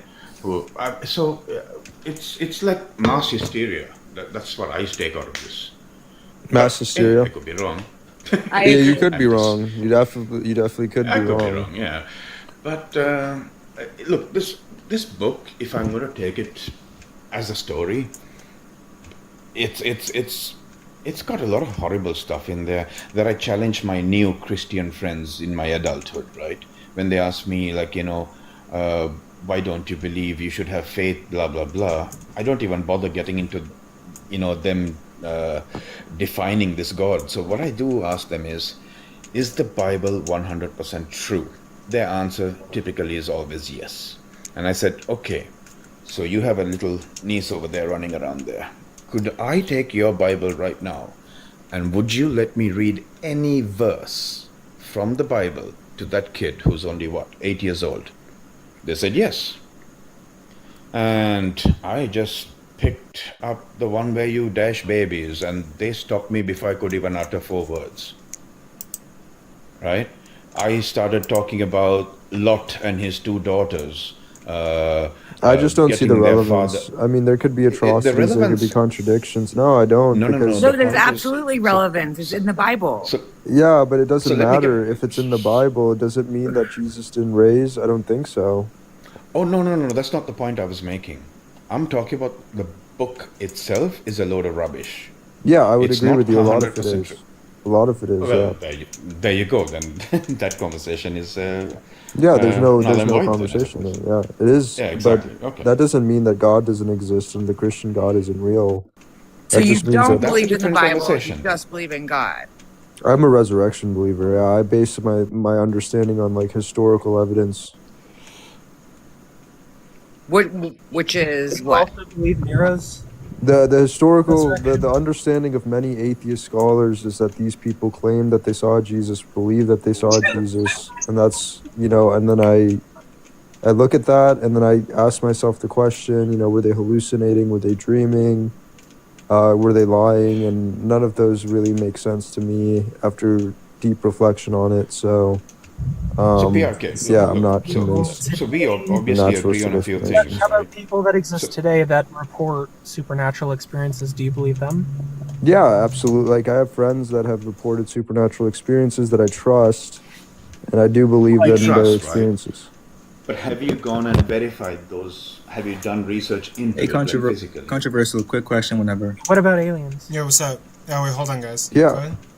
Someone ask I a think question for me? people have seen things like aliens, have seen some phenomenon like aliens. I don't think that's just completely made up.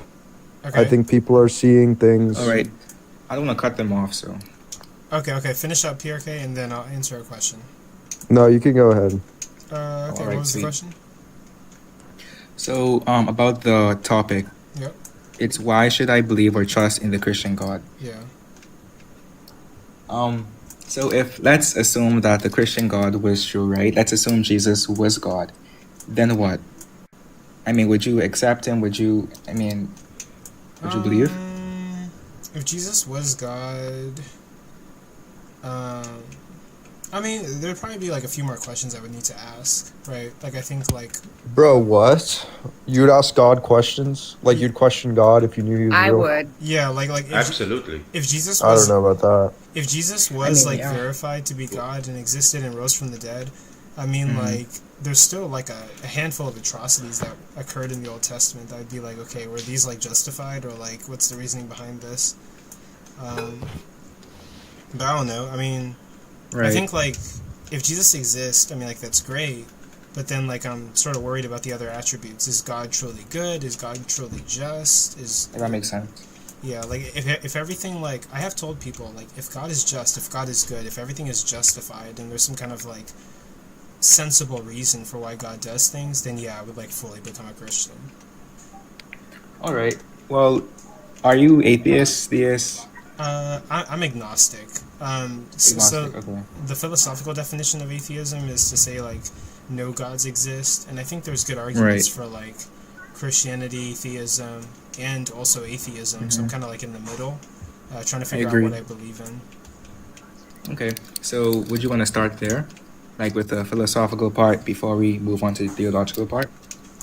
Sure. I'm Alright. super impressed by how you're playing this game and having a conversation at the same time. By the way. Oh yeah, it's Thank like you. it has to. It has to be ADHD. Like there's no other way. Like it has to be like. I'm some not kind of focused on the disorder. game, but Or no, like me. Like I probably have like ADHD. Like I'm able to Well, I like do, shift my focus or just continuously be distracted. I don't know. Like it has to be some kind but of it's like mental you're illness. still taking it in. You're processing it as you play. Yeah. I love it. Go ahead. Or you could just be good at multitasking. Yeah. Or yeah, I have like Well, an insane multitasking. I'm on the spectrum, but I think I have ADD without the H part. Yeah. I mean like. The I got the hyperactivity H. part is. I got the big H. I mean, when I was a Oh, yeah? kid, my parents took me to a therapist, and the therapist said like he probably has ADHD. So like, I don't know if that's a diagnosis or like, I don't know. You're talented. Yeah, you That's all I probably want to have go to to a say. You're psychologist talented. for that. Yeah. Yeah. Psychiatrist. Or psychiatrist, yeah. But yeah, we can go into the philosophy part. All right, awesome. So, why did you say you're atheist again? I mean, not atheist, agnostic. I said I'm agnostic because I think there's good arguments on both sides. Okay. Well, have you heard of the Kalam cosmological argument? Yeah, it's been brought up to me a couple times. I'm gonna mute up for this. Okay. What's your thoughts on it? It's very hard to defend. You'd have to run me the premises one more time. All right. So it states that everything that has a beginning has a cause. Because the universe has a beginning, it has a cause. Yeah. Yeah, both of those are highly contentious. We don't know if the universe began. We don't know if everything that begins to exist has a cause. Both of them are highly contentious in philosophy. So you'd have to motivate both those premises, and it's going to be difficult. I'd say that the Big Bang model. Another interesting thing is the conclusion still can fit in a naturalistic worldview. Yeah, a lot of people Yeah, hold to It's not- some kind of like naturalism, eternal universe model. Some people hold to the universe being finite. But yeah. Yeah, there's problems with that argument. I mean, I know William Lane Craig runs it, and he has probably some justification for it. I mean, it is interesting, but you'd have to be able to defend that beyond. Yeah, Because I people mean, are going to reject those premises. At best, you would If get we- to if we look at the the argument, which you know. Oh yeah, go ahead. You You were saying have to something? support that it's a god. At the Big Bang model, I would say that it does show the universe has a beginning, therefore it has a cause. I disagree. And even Einstein No. believed that. Because Einstein believed that, he tried to No, beat the no, Big no, Bang no. theory mathematically. I The disagree. universe So- having a Fudge factor. beginning Wait, hold on. is So I mean, won't you want to hear the evidence for wait, hold on. I mean- Before we get into that, when it comes to the Big Bang Theory, like it's telling us about the expansion of the universe, and of course, when we study like light rays, we can only go so back to where the science and the mathematics breaks down, and it just becomes like really confusing. So the Big Bang isn't proposing that there was like, it's not saying that there was a beginning, but it's saying that we can only like research so far back to where like we get to some kind of mathematical or scientific unknown, which a lot of people just call like a singularity, which is this point that's really like dense and hot, and that's as far back as we can go when like researching the universe. It could be the case that like the universe existed eternally. It could be the case there's something after that singularity or hot dense point, but we just don't have the technology or the mathematics or science to even the mind to comprehend any further back than T0. And Alright. sometimes I don't know is an answer. Actual T0, by the way. Oh wait, you said it wasn't actually It's T0? no longer the point. Yeah, it's when you say T0, you're kind of assuming that there's a creation of time there. But like you said, it's no longer the point where we can tell what's before it, right? Yeah. Oh, actually, and you're right. Yeah, T0 is saying like there's some kind of like finite like point or start. But yeah, like I would also hold to the position that like we just don't know. We've explored so far, and like we can only conclude with like a singularity, and like that could have existed eternally. There could have been something before it, but yeah, we just don't have the material or math, science, or understanding to really go any further. But Right. Well, so space is expanding, right? Oh yeah, continuously expanding. Right. And if we run that expansion backward, then distance goes to zero. Yeah. Not necessarily to zero. It's just that the expansion does. Like, well, what are you saying exactly? Well, I'm saying that the Big Bang model, it highlights how the universe, it was in a hot, dense point, T equals zero, and then everything came online and the universe started rapidly expanding. And if we trace that back, then that's the beginning. Or like, I wouldn't say it's a beginning, and I wouldn't say it was like, it's T0. I would say it's like, it's as far as like our math and science can take us before it becomes incredibly confusing and like uncomprehendable. So it's kind of like an unknown. It's a scientific mathematical unknown. It's like more so that than it is like a starting point or a T0. Once everything is in the same point, how can we predict anything, right? That's kind of the problem that we run into. Can I say we have like some genius minds in the chat right now? Tiny Science request that. Oh yeah, Tiny Science is the pinnacle of scientific knowledge. Like, Tiny Science is the debate science. Yeah, Tiny Science is great, bro. Bring Tiny up. Bring Tiny up. Bring Tiny up. Yeah, he has to request. Where, who? But yeah, the Tiny Science is awesome. He's the atheist that would know more about science, but he could probably get all that, but only if he wants to. He will school everybody. Yeah. But oh yeah, request up, Tidy. Or actually, I'll send you an invite if you want, but you don't have to. It's up to you. He's not scared. Oh yeah, I know. Also, what I was reading some time ago regarding quantum mechanics. We have a god in our presence. Oh no. All hail Tiny. What's up, Tidy? I'm only a G because Flobby says I'm a G. Oh god. But so yeah, so when it comes to like the singularity, it's basically just a mathematical scientific unknown. It's not even like a beginning to the universe.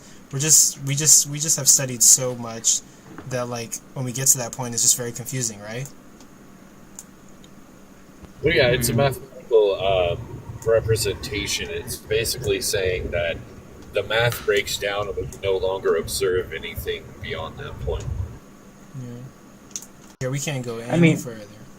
I still would disagree, because to me it makes mathematical sense that if the universe is always expanding, if galaxies move further and further away from each other, and if we just trace everything back, if we run everything back to the very start, then that's where we would have nothing. Time equals zero. See what I'm saying? But that's what it's cosmology. Yeah, but there is no start. Well, we don't have a zero. There is no zero moment. What we have is a relation to t equals zero, which is called an asymptotic relation to it, where it's like approaching zero infinitely, but it never touches it.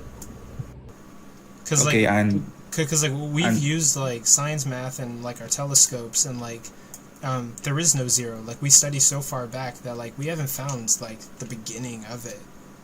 We only go so far, and then like we just can't understand it with like our best instruments. Yeah, the math starts to break down at a certain point, and we usually represent it with like the lowest measurement of time, which is Planck time, which is t equals 10 to the minus 13th. Yep. But it's not exactly zero. Yeah. Okay. Tiny, I'm not too well versed in this, but I have some collections of some about quantum mechanics, right? What do you think of this, right? So it says here that most critics, they argue that certain subatomic quantum events appear to be genuinely uncaused or indeterminate, right? So suggesting that the principle of causality, everything must have a cause, is not a universal truth. What do you think about that? Yeah. We have there's There's a model currently called like quantum tunneling that deals with like causality, where there's like some sort of interaction that's happening that's responsible for the universe expanding, but we don't know if that like came into existence or is uncaused. So there's a lot of unknowns there. So all the postulates that we have, it's 10 to the minus 43rd. Sorry, my bad. Sorry, Fluffy. I always get that mixed up. But the problem is, like I said, we have a lot of missing information and a lot of lack of access to information. Does that make sense? That's probably where we say we don't know, right? Right, yeah. The most honest position is that we do not know if the universe began to exist or has always existed. Yeah. H is saying, did someone find a fully formed galaxy at the redshift? Or say what? No, that's not true. Oh, well, I don't know. I have to look at. I don't know what that. Also, how does this Tiny? How does this tie into the energy can't be created nor destroyed? I'm sure it does, right? That's just that's like thermodynamics. That's like in a closed or isolated system. But in a closed system, yeah. The universe is a closed or isolated or open system.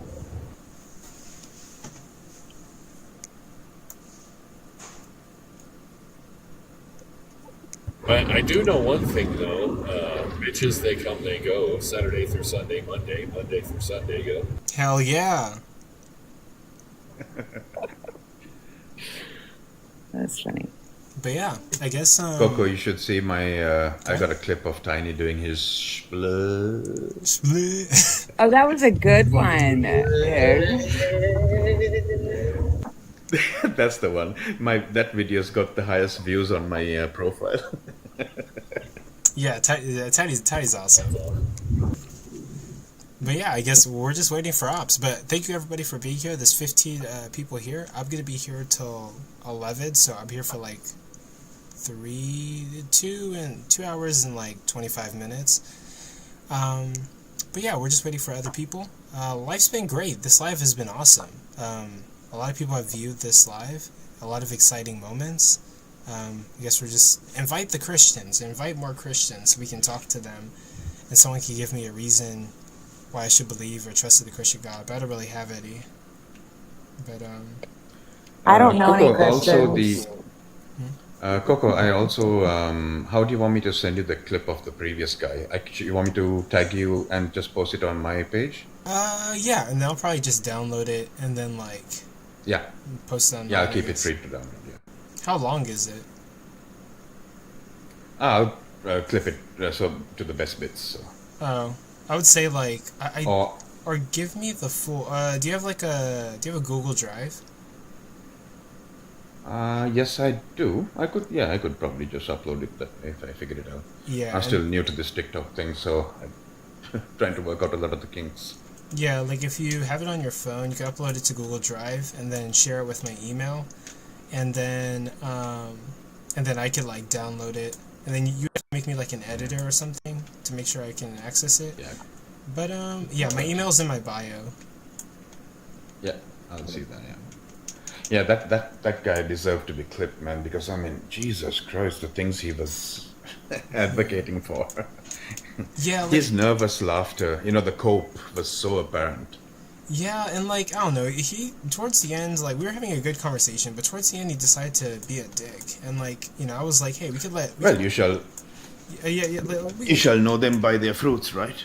Yeah, like we could have let like that one guy speak, and he was like, all right, go ahead, I'm just gonna like leave, and I'm like, okay, well run then, Jesus, like I don't. We're having a good conversation, but I can be patient enough, to like let one person speak. Like the whole panel was waiting for like 10 minutes. Nah, dude, you were like more than patient. The reason I requested to come up on the panel because I just couldn't take it when he was trying to run your live. I was like, yeah, nah, this is not gonna happen.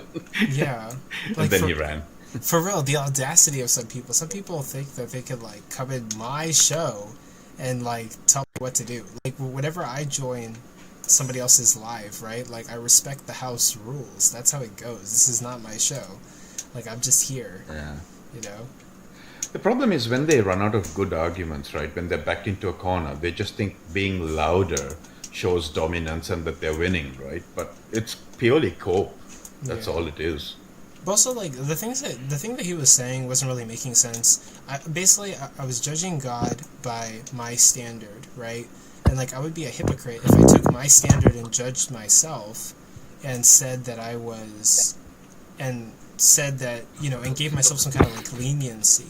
But he was doing this confused thing where, like, I judged God by my standard, and then he said that I was a hypocrite because by God's standard I failed. And I'm like, okay, but in that situation, it's like I'm judging God by my standard, and then you're adding God's standard to the mix, and that is not me being a hypocrite. That's two different standards. So, like, what are you talking about? And also, that's just being subjective. I think he holds to being a moral, what do you call it?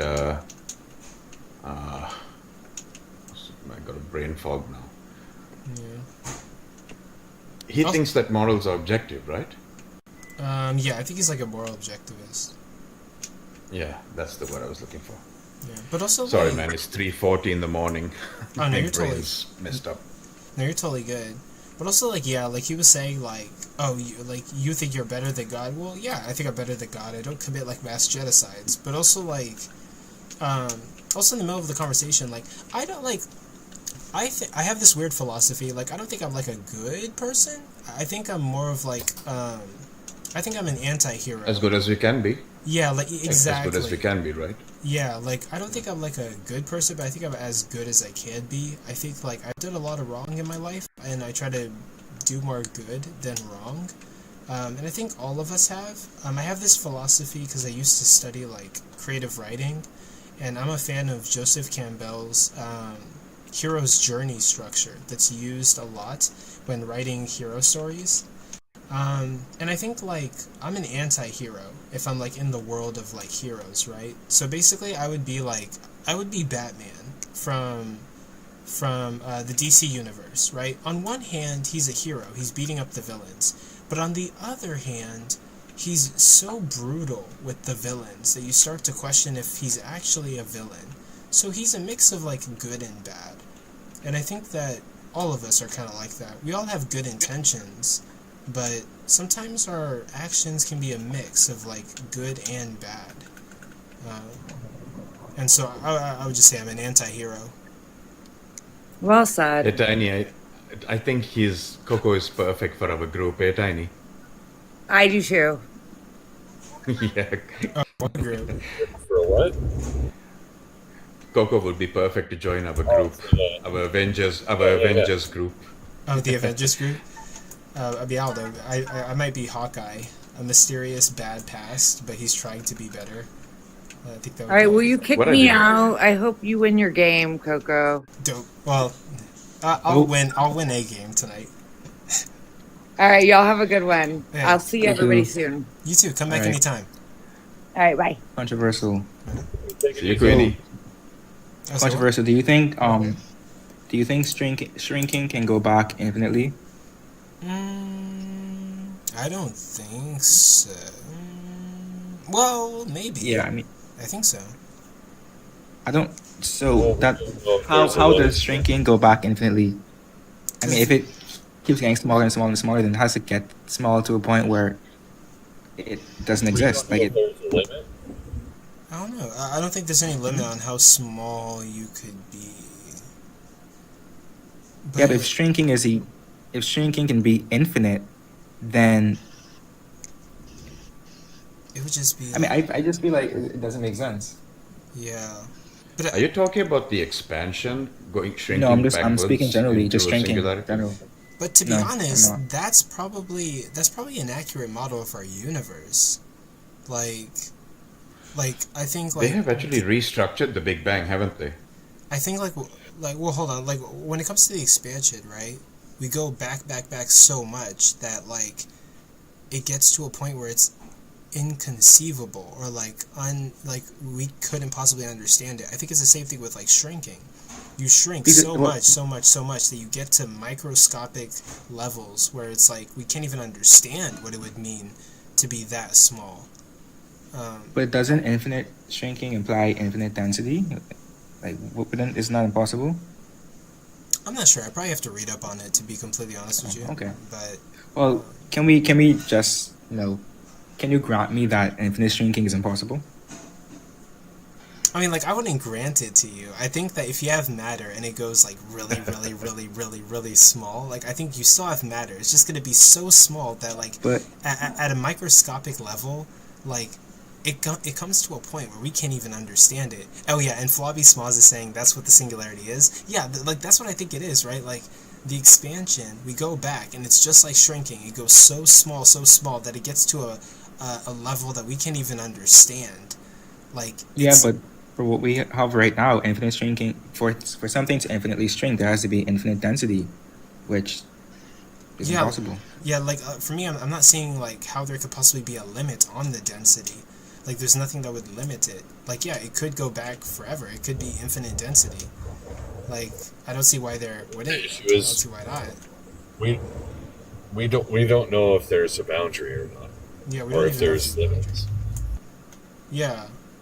And yeah, like when we look at the Big Bang, we go back to the point where it becomes like not understandable.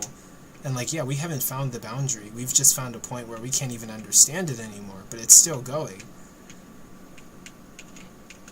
I think I recently saw Brian. Is it Brian Cox, Tiny? Brian Cox, right? The scientist. Is it Brian Cox? Yeah, the British scientist. I think I saw him recently say that they had reclassified what the Big Bang, because the Big Bang, the term Big Bang itself is a bit of a misleading description. So in an infinite universe, the Big Bang was just a point in time. I may have misunderstood how he explained it, but it was just a point in time where an event happened, and that's where a mass expansion event happened, right? So if you were to like reverse it and go back to that singularity, it's just that point that we get to, that's it. But the universe before that always existed. I could be wrong in how I'm explaining it. Tiny, maybe you have any thoughts? I don't think there's a point where we're not calling it the Big Bang. I don't know why we would do that. It's just that he was saying that the way they use the words, the Big Bang, it kind of misleads, is what he was getting to. You should just YouTube Brian Cox on that point. It's quite interesting, actually. I don't YouTube anything Cox related. I'm kidding.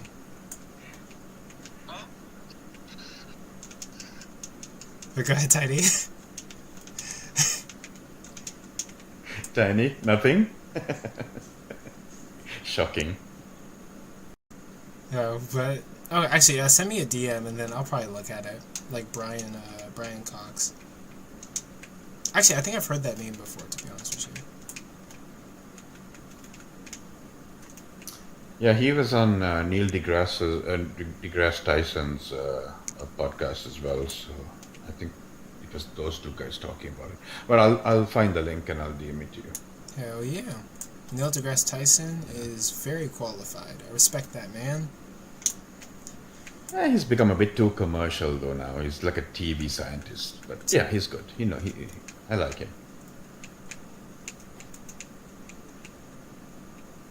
I'm just a Tiny, I never asked you, what's your background in science actually?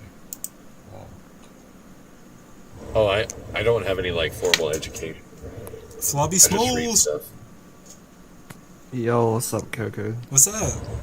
I think I just like science, like Flobby does. Hell yeah. Flobby's an actual scientist, guys. No, he's not. Don't lie about his credentials. It's Flobby Science, and then it's Mitch.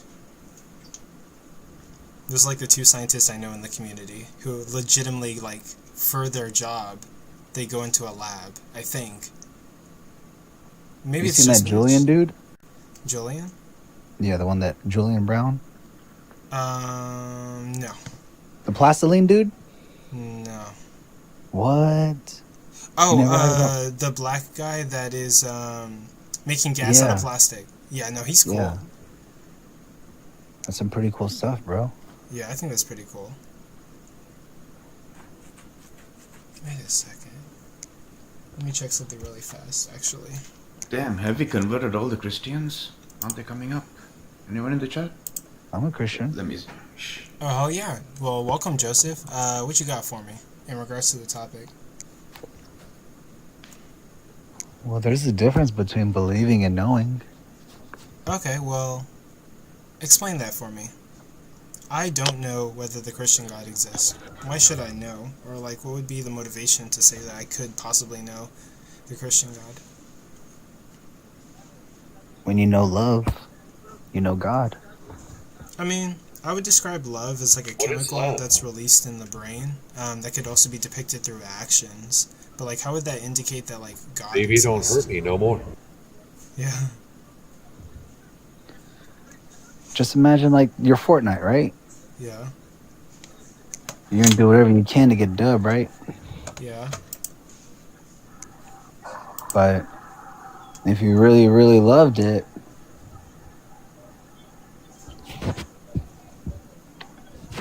you'd make sure you'd be number one, right? All the time. Yeah. If you loved it that much, you know? Yeah. To where it's like, hey, yo, you know, I'm gonna show you how to play. But how does that demonstrate that, like, God exists? No, I'm just saying, like, hey, yo, you know, if you really, like, cared about it, you know? Yeah. You do everything you could to make sure you were always performing at your best, right? Because you love this, right? Yeah. Because you're not taking any days off, right? Yeah. We could assume that. Because if you really loved it, you'd be playing every single day, you know? Yeah. So where's the connection to, like, God? So when you know love, you do whatever, you know? Yeah. But how does that make God real? I love Mary J. Mary J. Yeah, how does that make God real?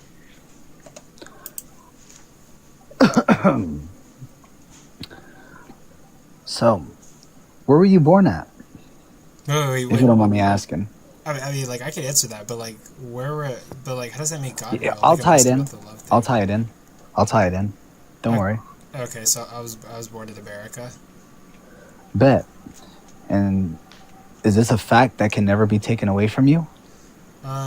Given my senses and my presuppositions. Let's just say all that stuff blew up, right? All the documentation and all that stuff. Yeah. All that stuff's gone like the wind. Yeah. Can it still be taken away from you? I mean, given that my sense perception is correct, I would say no. This would be like some kind of objective fact. It's a subjective fact? Or no, objective. Sorry, I might have said subjective. Objective fact. No, I heard objective. Yeah. But it doesn't matter that you're from America, right? Guys. I no longer exist. Wait. So yeah, like I'm saying. Hold like, on. Hold on. Yeah. Am I having a conversation with the host, or are we having a group conversation? Yeah, they're just making. Saying I no longer All right, exist. bet. Can you get control of your people? Wait, hold on. They're just making jokes on the side. It's not. I know, but we're trying to have an intellectual conversation. Control yourself. Calm down. Okay. Okay, guys. He wants to. Y'all take care. Wait. No. It's okay. I No, can tell I'm them. good. Y'all take care, bro. All right. Anyway, we'll go to the next. It wasn't going anywhere anyway. Yeah, What a I'm not sure. crybaby. I'm not sure he was gonna make a good point, but like, yeah, we'll go on to the next one. Also, he was like, I thought he was trying to adopt you for a minute. Where were you born? Oh yeah, like that's why I didn't say like, I didn't say my state. I just said like America, like Aldo. Also, if it was true, right, and America didn't exist anymore, it still wouldn't change the fact that you were born there. Yeah. So yeah, I guess my answer would have been like, if my sense perception is correct, of course I could be a brain in a jar. Yeah, if you burned up all my documentation, I think I was objectively. It would be objective that I was born in America, in the state, in the hospital, in the place where I was born. If like reality is exactly how I'm perceiving it. Yeah, the only thing that changes is there's no evidence now that you were born there because all the documentation's gone. But it still doesn't change the fact that you know that you were born in America, which doesn't exist anymore. Yeah. But next guest, what you got for us, Sean Landry? What's going on, man? I'm doing pretty okay. I'm alright. Why should I believe or trust in the Christian God? Is that the question? Yeah. Well, you're doing good, man. You're hosting a show, playing Fortnite on a Friday night. Why would you need God in your life? You're doing awesome, dude. I mean, yeah. You don't need it. Like, I totally agree. Yeah, you're winning, dude. Yeah. You're winning. Yeah. Are you doing great? Are you an atheist? Zen Buddhist. Zen Buddhist. Yep. Oh, you're a Buddhist? I'm a Buddhist. Yep. That's it. Okay. Oh, actually, I do have a Buddhist friend. There's a guy on here named Buddhist Bear. He's really cool. Nice. Nice. But yeah, I think Buddhism for the most part is like an atheistic religion.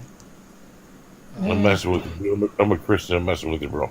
Oh, I mean, okay, like, well, you know, I'm down with whatever.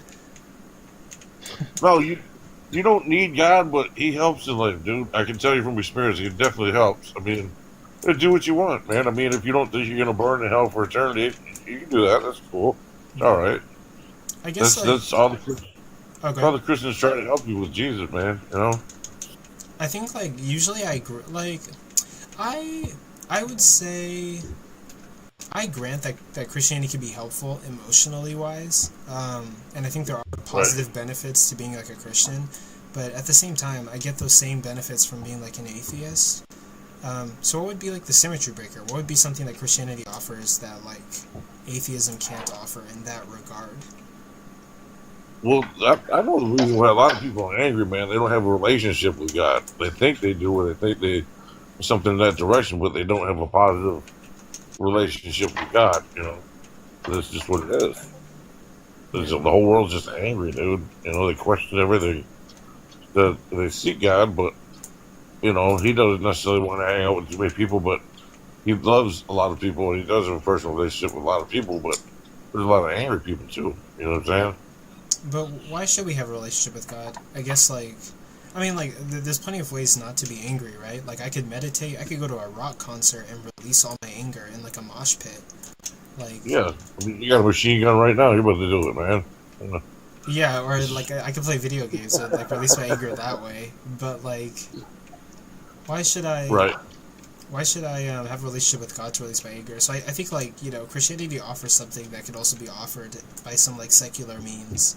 Like, why is Christianity better? Yeah, look at the original reason that God made Adam was he got bored. He got lonely. You know what I mean? He had the angels for millions of years, but they were all just servants programmed by him. He wanted somebody with free will.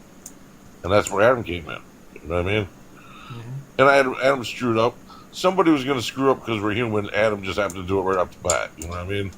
But God gets lonely. I'm sure he does. You know? It's just a story, though. If you think it's just a story, it's just a story. It is real to me, though. You know what I mean? It is. No. I mean, if you look at all the things about Jesus, the Bible's the biggest book sold ever. Whether you believe it or not, it's still there. Jesus was a rock star of his day. It is. It doesn't mean that it's true. Okay, you were talking. Did you know that the Bible is the most factually proven history book ever? I would disagree with that.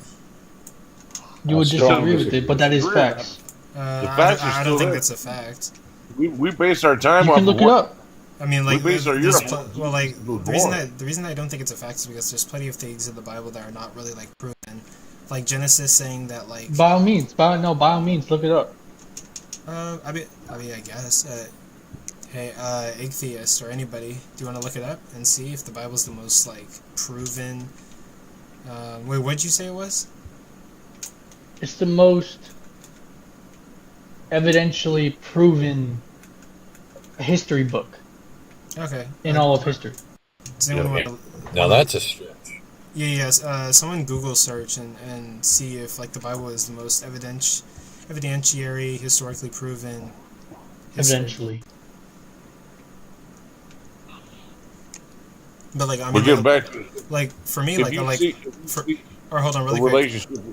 Really quick. Okay. For me, like I wouldn't even grant that like I mean, the Bible has a lot of claims that are unsubstantiated. I wouldn't even grant that it's a historically proven like history book. We don't really have any like evidence other than what the Bible claims to like grant some kind of like exodus from like the pharaohs in regards to Moses and the pharaohs being freed and the Red Sea being split. They found Noah's Ark. They found Noah's Ark. Yeah, like I gotta go. Oh, so about the Red Sea. So the claim. So I did a Google search on this, right? Good. The claim that the Bible is the most evidentially verified book is a strong assertion, often made within the field of Christian apologetics. But can it be backed by any other field? Can it even be backed by like historians? It says manuscript evidence. That's what they're using. The argument for the Bible. Historical and archaeological evidence is what they're claiming. They found Noah's Ark. No, they did not. I've heard about people saying that they found Noah's Ark, but again, like, but that was that was debunked. That was just a formation. Yeah, that was just a formation that looked like the ark, but they found no petrified wood. It was a boat on the side of Mount Ararat, dude. Like, come on, man. Yeah. Whenever I hear about a lot of like, side of a mountain. Well, hold on. Well, whenever I hear, I love. Oh, sorry. Oh, no, you're good. Go ahead, man. Whenever I hear about a lot of, hold on. Whenever I hear about a lot of like archaeology evidence for Christianity, a lot of times it's just kind of things that are like mimicked or like they're often like debunked, like the Shroud of Turin. Like I don't really believe in because like the carbon dating. The Shroud of Turin. Carbon dating is false. I would disagree with you. It's one of our best dating metrics. Carbon dating or measures dating. So carbon dating, it measures how much carbon-14, if I'm not wrong, is in the decay. No, it measures the decay rate. It measures the decay rate, and it has an accuracy of approximately 50,000 to 100,000 years. That's its limitation. Of what? Of carbon what? The carbon-14 element decay rate. So they can measure it up to a maximum accuracy level of 50,000 to about 100,000 years. That's the maximum. So it does have its limitations up to that point. So then why is it that they say, oh, this is 4 billion years old? They don't use that kind of form of dating for the Earth. Not for the Earth. There's been other ones where it's just like... but you just said 4 billion years, right? Yeah, I'm sorry. 1 million years old. I'm just responding to whatever you say. So. Right. No, let me correct myself. 1 million years old, because since Earth is barely 4 billion years old scientifically.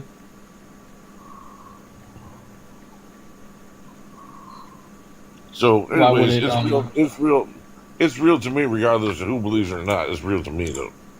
That's very simple. That's fair, but I guess like here's what some of my critiques would be of the Shroud of Turin. I would say that like different parts of the cloth just have like different like radiometric dating, I think, but I have to like look at my notes. It's been like a while, and also like the image that's on the Shroud of Turin is not even like a 3D image, right? Like if there was like this shroud that was laid on the body of Jesus when he was in the tomb, you would expect the image to be stretched out.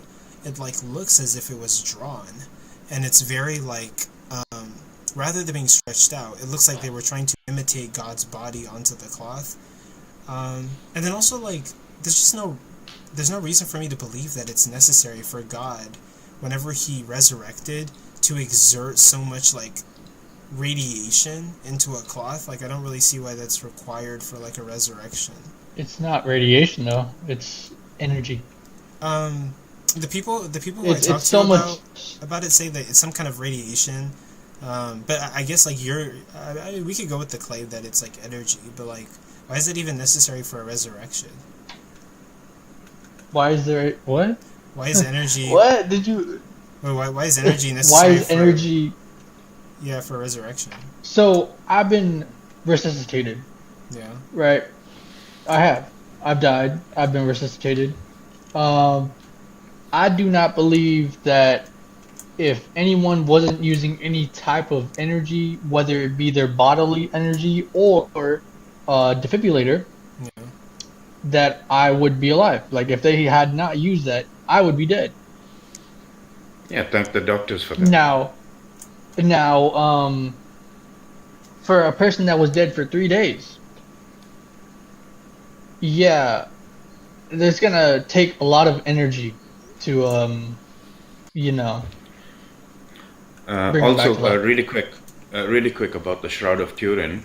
So in 1988, they did carbon dating, and they found that the shroud's linen to be in the 1260 to 1390 AD, the Middle Ages, right? Indicating that it could not have been the burial cloth of Jesus Christ. So they say that all evidence leads to being a medieval forgery. Yeah, So the age does not add up. The age of the cloth.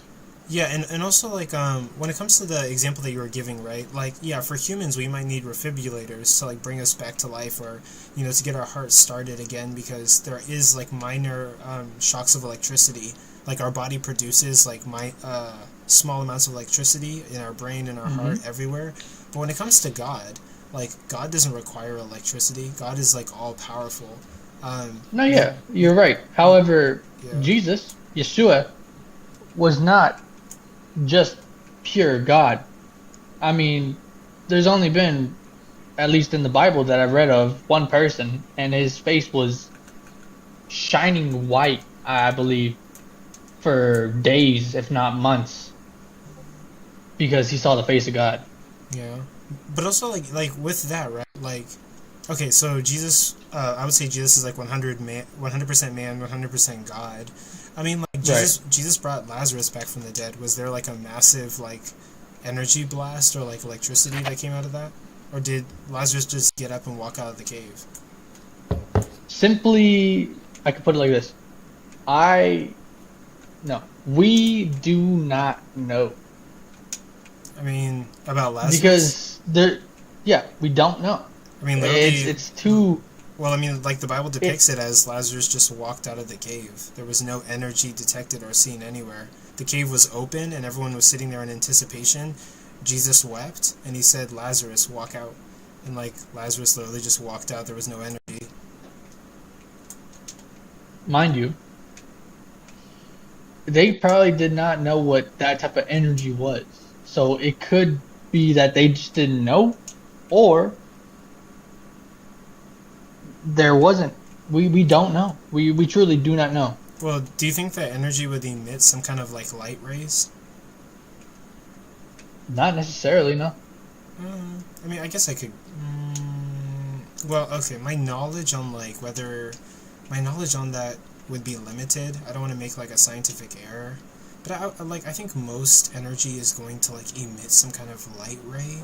I think, but I could be wrong about that. Someone in the comments correct me.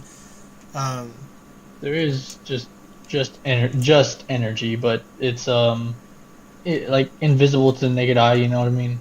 I mean, energy is all around us. There's like low frequency light rays, I guess, but I don't know. Of course. Someone should call Dr. Blitzen. Yeah, but I'm probably gonna have to look into that one. I guess I can concede that point. But so you're basically saying that with Lazarus, it could have been like energy that didn't emit any light, basically. Yeah. Okay. It really could have been, but we don't know because we weren't there, and they didn't know what that was. So they don't have that knowledge. They don't have the knowledge as we do. Interesting. Okay, I guess I can concede on that point. I have to look more into it. It could be the case that like when Jesus rose from the dead, there was some kind of energy that was emitted that literally gave no light rays. But yeah, but even with that, okay, well, yeah, like I have to look back and I have to look more into that and get back at you. Mind you, if I do this, are you seeing energy? Are you seeing light? No. But I'm using energy. Yeah, I would say. That's internal to you. But like we had. It's like a different type of energy. Yeah, it's like a different type of energy. But I mean, like, typically how the shroud is described is like there was some kind of like, well, you don't hold to this, but like the people that I've seen try to defend the shroud would say that there was some kind of like radiation that was emitted that would go into the cloth and burn it the way that it was burned, basically, showing the body of Jesus. I don't think that it would be radiation, more as it would be just pure energy. Yeah, but also like, yeah, again, like I guess I have like other issues with like the shroud, like the fact that it doesn't really look like a 3D image, the fact that like different parts of it was tested and we received like different carbon datings when it came to it. I do have to look into the efficiency of like carbon dating, but as far as I'm concerned, it's like the most accurate aside from like radiometric dating. I don't necessarily like carbon dating because it does tend to get things wrong, and then you carbon date the same thing twice over, 3 times over, different dates with different things. Like I mentioned, not even just like I mentioned earlier, carbon dating does have its limitations, right? I mean, they base it on the decay rate, but its limitations are approximately 50,000 to 100,000 years. So it's not that it's gonna be 5,000 years one day and then 5,002 another day. Those are small variables, but it's for the most part pretty accurate. And for me, if I'm going to believe the Shroud of Turin narrative, right, they have to at least get the time period to within at least 20 years at least, right? But they found it to be completely off.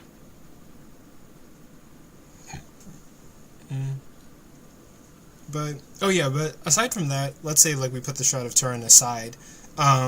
When it comes to most stuff that I hear in regards to like archaeological evidence found for God, oftentimes like I just find that they're like people are like making up stuff. Like I've heard of like Jesus's sandals. There is no way in bloody hell that we were able to preserve Jesus's sandals for 2,000 years. Things like Jesus's shirt. When it comes to like the flood, the nails maybe. I'm not sure. They might be imitations, but I have to look into it. But I've heard of it, the nails and then the crown of thorns, but I don't think they're true because it's the Roman Catholics. So I'm like, you know. Yeah. So even with that, right? Like you're saying, like some of them you can't believe, which you're totally justified in doing that. Like I'm also with you, but the fact that people are like making up stuff to imitate these like weird archaeological forms of evidence, it then makes me skeptical of any archaeological evidence.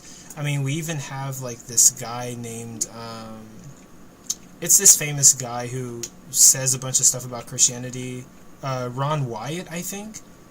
I think it's Ron Wyatt, but I might be mistaken. But he says a bunch of stuff about Christianity. He says he's made all these fantastical discoveries, and every single time we go to check him, he's fucked something up. He's making shit up. He has like a community college degree in like science or something. And then with the ark, the flood. If there was a worldwide flood, like it's literally scientifically and mathematically impossible for the entire Earth to be flooded like that. Not necessarily. Nigga. And if you think about it, this nigga look like a black alien. What? Is that all you've got? This nigga look like a black alien. Wait, is that really all you've got? My nigga looks like what those Egyptians carved into stones and shit, my nigga, with the big head. Dude, you are so you are that nigga down there in the left. You are. Oh, wait, sorry, no, this guy. Yeah. You are so. You're Chad. This nigga looks like an ape, literally. You are so boring. You came up to basically like throw around like. Stupid. You came up to throw like racial insults. You are so cool, dude. 1738. Fucking. Like you're so boring. You had nothing else in your pathetic, miserable life to do on a Friday but to come up and interrupt a discussion about Christianity. Like take that L. So you really suck. You Basically, clearly it's someone said live Moses. rent free. You live rent free in his head. So win for you. Yeah, for real. I'm so glad that Win you're for you. such a loser that you had to come up on a panel, a debate panel, and you couldn't even come up with something creative, right? So someone, But go ahead. someone said something about Moses, right? And or in the text they were saying something about Moses, and I was like, the splitting of the Red Sea that Aaron did, because it was Aaron, not Moses. Aaron hit the water, but I digress. It is not technically proven, but there are chariots under the water. Okay, actually, people have told me about that. The chariots of that time era. The chariots have been disproven. Hold on, let me look up. I have heard about that, but they were disproven for sure. I know that for a fact. Also, while you're looking that up, right? I have a lot of issues with the flooding and the Noah's Ark thing. I mean, first of all, like, so many animals on a boat, right? What did the lions eat for 40 days and 40 nights? Right? They are meat eaters. 2, how did the kangaroos get to Australia? How did the koalas get there? How did the penguins Migration. get up to the... Come on. See, I don't believe in evolution, but I do believe in adaptation. Okay, so explain to me about we the see lions. adaptation. What do they eat? What do What the do they lions eat? eat for 40 days? Yeah. Oh, okay. So I was right. Well, whenever it comes to the chariots that were found underwater, question. archaeologists. Hold on. So I've heard about the chariots claim, but oftentimes, archaeologists and hold on, I just read it. Oftentimes, like, archaeologists look into these claims and, like, they're debunked. Ron Wyatt is constantly saying, like, hey, you know, I found all these things and they're proof of God, and, like, these chariots happen to be one of them. It was looked at, considered, and it was debunked by professional archaeologists, and it's by many considered just to be, like, a hoax or a misinterpretation. And sometimes, for some of the chariots that are found underwater, some people say, look at this is a chariot. When they're looked at and studied by archaeologists, some of those are just coral formations that look like a wheel, but it's not actually a wheel. So yeah, for, like, the chariots have definitely been debunked.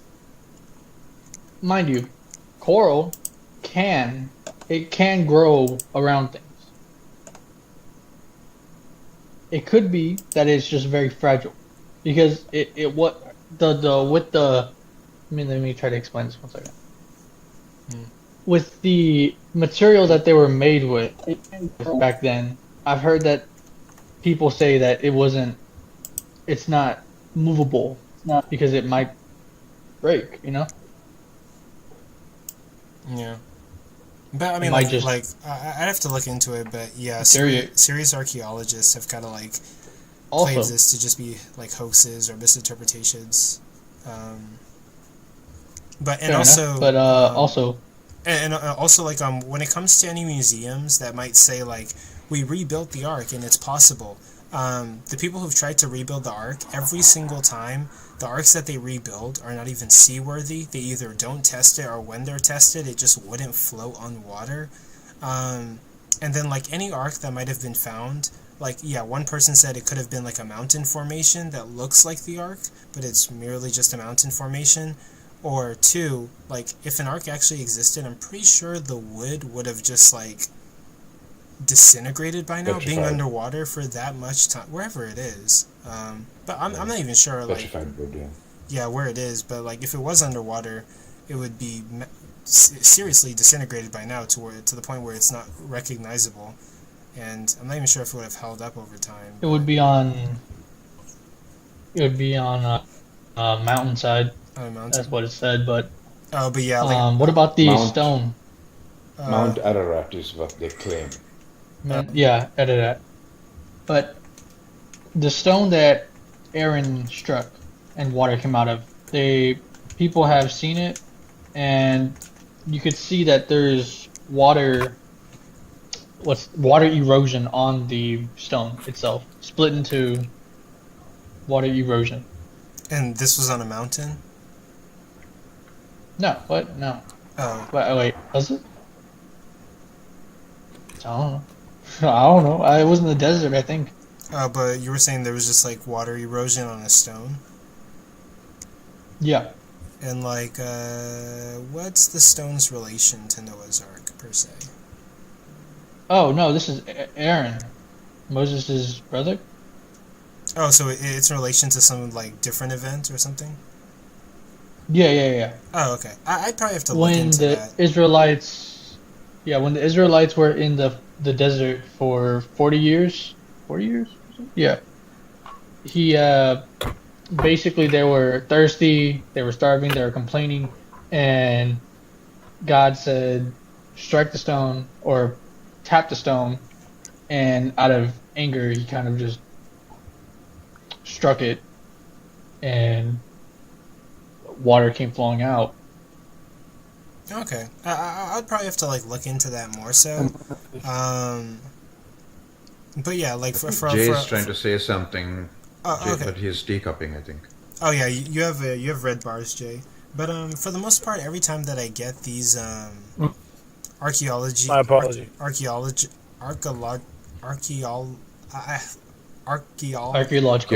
Yeah, I keep messing up on the word. Normally I get it right, but every single time I get those evidences, oftentimes they're kind of like debunked or something's going wrong with them.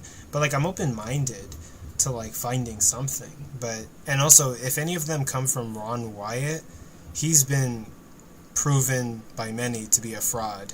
So nothing Ron Wyatt says is going to be... times. He's been debunked so many times for so many claims, for so many discoveries he's claimed to have. What about the, have you heard of the salt on the Red Sea's beach line? I think I've heard about that. Yeah, someone's like brought that up to Or the me. glass? Yeah, but I mean, why would that be Because evidence? pillars of fire. Oh, pillars of fire? So God rained down pillars of fire so the Israelites can get through the Red Sea, while the Egyptians tried to get them back because Pharaoh was like, "Wait, I just lost all my slaves. I need to get them back." So he sent chariots to go for them. But when he got there, they were already midway through the Red Sea, or about midway through, and Pharaoh was like, "Y'all are mine. Y'all get back to work," basically. And God was like, "Nah." Basically, just drew a line in the freaking sand. You know what I'm saying? Yeah. But I guess he drew a line in the sand with a pillar of fire. Yeah. But I guess I'd probably have to look into it and then get back to you. But here, let me hear what Jay Matthews has to say. What's up, Jay? Dude, just trying to get a better signal. Yeah, you're still red barring on me, but I guess right now I'll make an announcement while we're waiting. Yeah, thank you guys for being here. There's 7 people here. I genuinely appreciate it, but yeah, there was more people here tonight, but regardless, I appreciate you guys for staying, listening, and being here. If you can, tap your screens like the live. That gets more people in here. At 11 o'clock sharp, I do have to go. There is somebody I have to meet up with. But aside from that, life is good. Everything's going well. Do you guys like these headphones that I'm wearing? Well, they're gaming headphones that I got off the TikTok shop, which are now on sale for $24. They glow, if you can see it. They have really cool color. They're really durable. You can get these headphones for less than $30. All you have to do is go to my profile. You're going to find the word showcase in my bio somewhere in pink letters. Go there and you can find these headphones. And right now, they're for $24, less than $30 for these durable, really good, great quality, great sound headphones if you want to get some. And whenever you go through my profile to get them, I get a slight commission.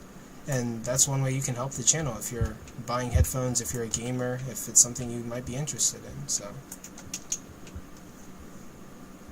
You're a PC gamer though, right? yeah, I game on PC. But I think they can be used There's a guy in the chat. Good.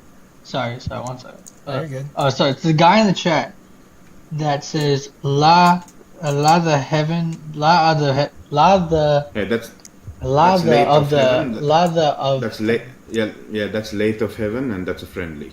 Yeah, he's a friendly. He's an atheist. He's a friendly. Yeah.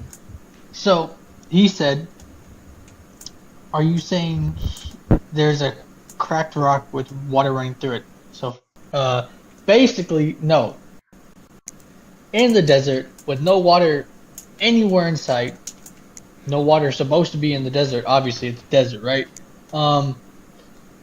There's a split down the middle rock, right? Water erosion on the rock.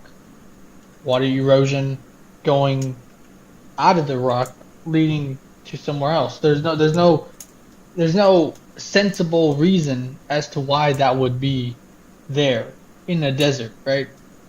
That's what's crazy about that. Oh. Also, how is that a petty god? I just don't know what he meant by a petty god. For what? For getting for putting a pillar of fire in front of Pharaoh? I don't see anything wrong with that. I have I have a question, right? So I'm an atheist. I don't know if you know what that is. So I know what that is. What would you don't? Okay. So an No, I do. atheist is. Oh, you do. Okay. So how would you? But first, could you give me the definition how you understand it?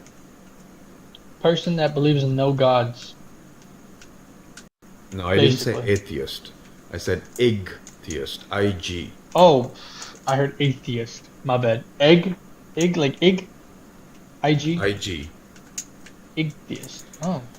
So an atheist is just a label for a person who has never heard the name God ever mentioned from birth until his adult years. I was heavily shielded by my parents, ultra secular, so God was never mentioned until I started going to university. Okay, so the whole concept of God is incoherent to me.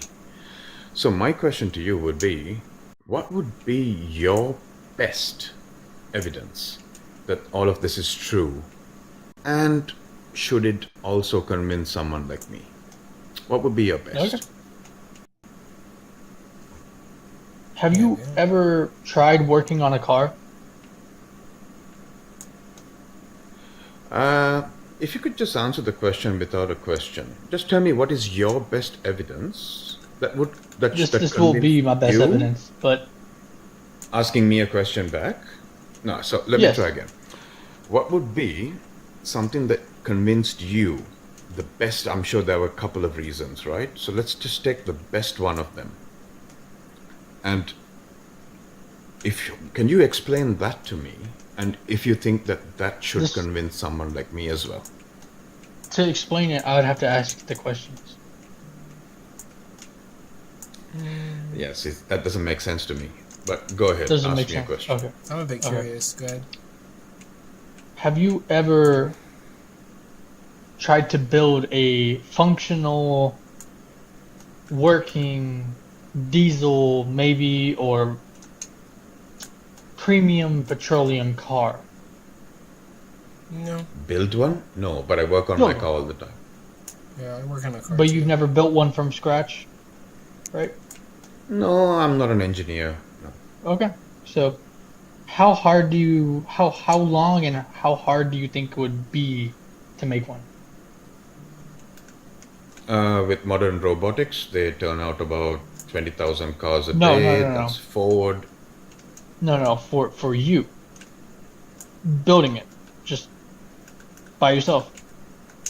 Well, first of all, I had to go to engineering college for about 3 years, and just without the tools, it'll probably take me a couple of months. I To still just don't build see one, right? Okay. I still So, don't see how this ties in. So with the human eye, your argument. Sorry, sorry to cut you off, Moon. Your whole structure right now would probably work on an atheist, but you got to understand, an ichthyost, like I said, I've never seen the color red. I've been shielded from that color red. In this analogy, red This is is where God. I'm going. I know how to. Right. I know how to go with it. One sec. Yeah, but my point is this: So- your questions are not leading anywhere to what They are. convinced you, because you all I hear is look at the tree. This is. It is look at the trees. Just wait. Just wait. Your All right, eye. all right. Did you know that if one singular cell, were to misalign while you're in the womb, being created, right, you'd be born blind. Yeah. The eye is very complex. The eye is very And? complex. Mm-hmm. That is the same difference of how I see it is the same difference of how could something so complex, because you admit that it'd be very complex to make a car. Yeah, so just because you don't Same understand difference. how something works, but I think that's called personal incredulity, right? Incredulity, Just fallacy. because you don't No, understand how something I understand works. how it works, dude. So No, you I just said it understand out how of a your car mouth, works. though. I do. No, not that part. The part that you just rewind a bit. You just said, I just don't know The how eye? all of this could come together, right? You know what I mean? So No. just because What? we don't know something doesn't mean that that's the case. You know what I mean? Wait, yeah, you were saying something along the lines of, like, I don't know how, like, the eye could possibly, like, I think you were about to make the point, like, I don't know. how Oh the yeah, eye- because I was about to make a point. Yeah, like, I don't know any other reason as to how the eye could be so complex than we having a maker, we having a creator. yeah, so Because- that right there, we'd probably just say is, like, an incredulity fallacy. Just because you don't understand, like, how this could come about without a creator doesn't mean that it could I said that, right? Yeah, you did, yeah. Yeah, you kind of did, yeah. That's what we were about to jump on. But And also, also, let me add to one thing. Our human eyes are horrible designs, by the way. yeah, They like, fail us in many ways. Yeah, there are humans who are born blind, and humans who are, like, colorblind, and humans who are partially blind. I mean, I'm It's 50 not years old, and I need foolproof, 3 you know? pairs of glasses to see certain things, dude. So, Trust me. I mean, I understand. but look, let's steer back to my original question, right? Now, if I were to ask you, how do you think you did in convincing me today? What would be your answer? Because I asked you very Honestly- specifically, right? What convinced you personally, and do you think that would be enough to convince someone like me as well? Because look, I'm not close-minded, right? And I'm pretty sure I can speak on behalf of the atheists as well. We're open to the fact of being proven wrong. And if somebody just asked me, if God himself opened up the heavens and peered down at me and said, "Hey, look at me, I'm God," the only thing that will change in my see, mind I is, think- hang on, let me finish, please. So the only thing that would change now is I no longer am a non-believer. That's the only difference. But what do you That was think forced. changed your mind or convinced you?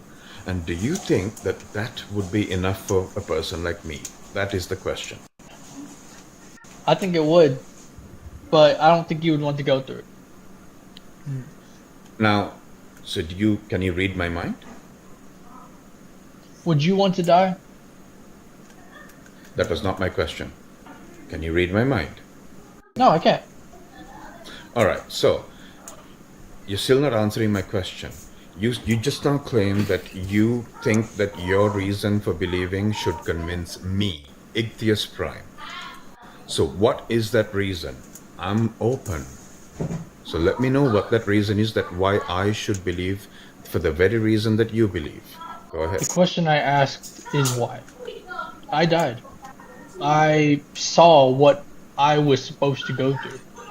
I saw what my reality was when I died. And for some reason, I'm still alive. I do not know why, and I cannot put it any other reason in my mind to be why than the grace of God. Were you in a hospital?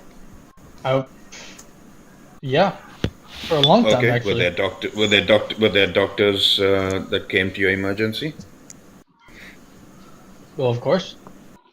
Okay. And did they have to perform a series of tasks to get you back on track? Yes, of course. But you see, in that time, Hang on. Hang on. So, do you discount everything that medical science did for you to bring you to this state right now, talking to us? no, of course I don't. Medical science is really great. However, Right. So, how do we tell? How do we tell the difference between some sort of miraculous event that happened versus it was just the doctors all along? How do we tell the difference? Apart from your personal testimony, personal testimony, because it's just personal to you, right? It's not going to convince anyone else. Let's be honest. well, yeah, because I'm not gonna. They're not gonna believe that I saw like a and the first hell, of all, you know. I'm really happy to hear that you're all out of the woods. Happy to hear that. Right, let's get that out of the way. Okay. Thank you. But like I said, getting back to the topic at hand. Right. How do we tell between the doctors doing something for you versus your personal testimony that, some magic guy in the sky did this for you? How do we tell? He didn't do it for me. He put people in the right place, the right time, the right Okay. mindset. I'll rephrase. How do we tell if that is the case? And it's not just the medical scientists, the doctors who did their medical college, they studied their craft to a T, and they are the ones who saved you and no divine intervention. How do we tell? Well, there wasn't any divine intervention. I believe the only intervention, divine or evil, would be that I still don't know which one it was, but I truly believe that it was divine warning, or just evil, straight up evil. But didn't correct me if I'm wrong, but didn't you just say that some sort of divine force guided the doctors to do their job correctly with you? You said that, right?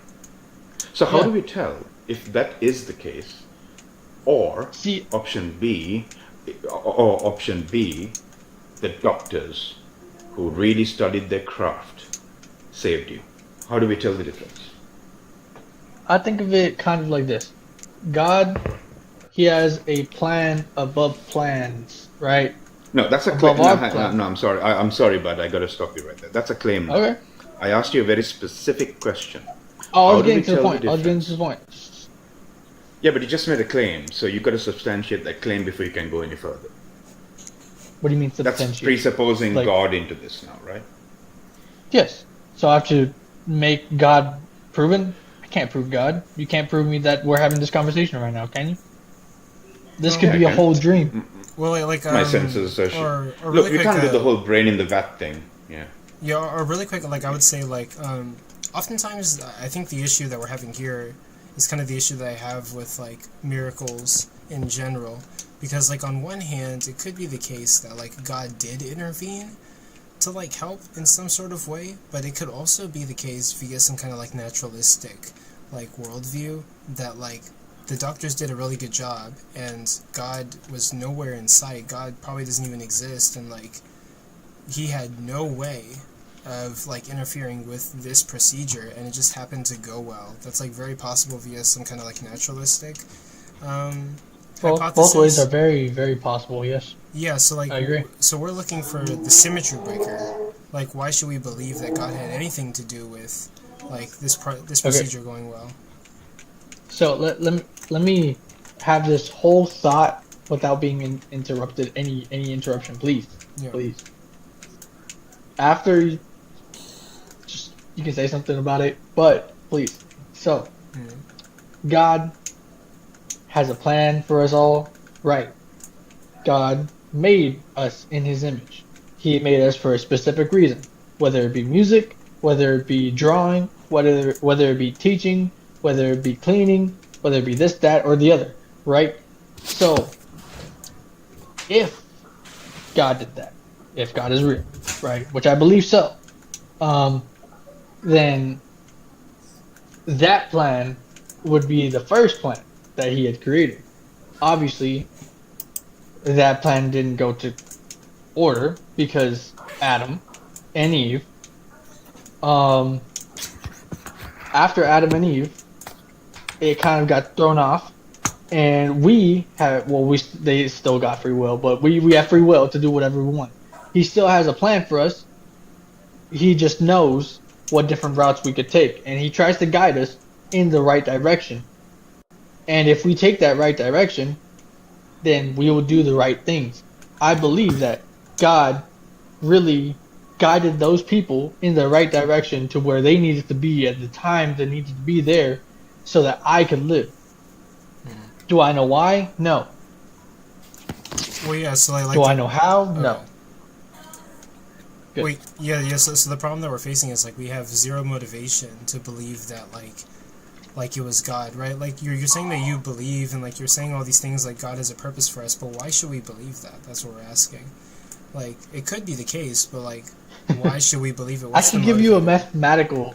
I can give you This is something that actually helped me actually have more faith. I did this statistic with an AI just to make sure that I did it right? Yeah. The chances of a supercomputer forming from the first ever life forming on Earth, right? That was 2.3 billion years. Ah man, I forgot what it was. It was 2 point something or 3 point something. I digress. From that time to now,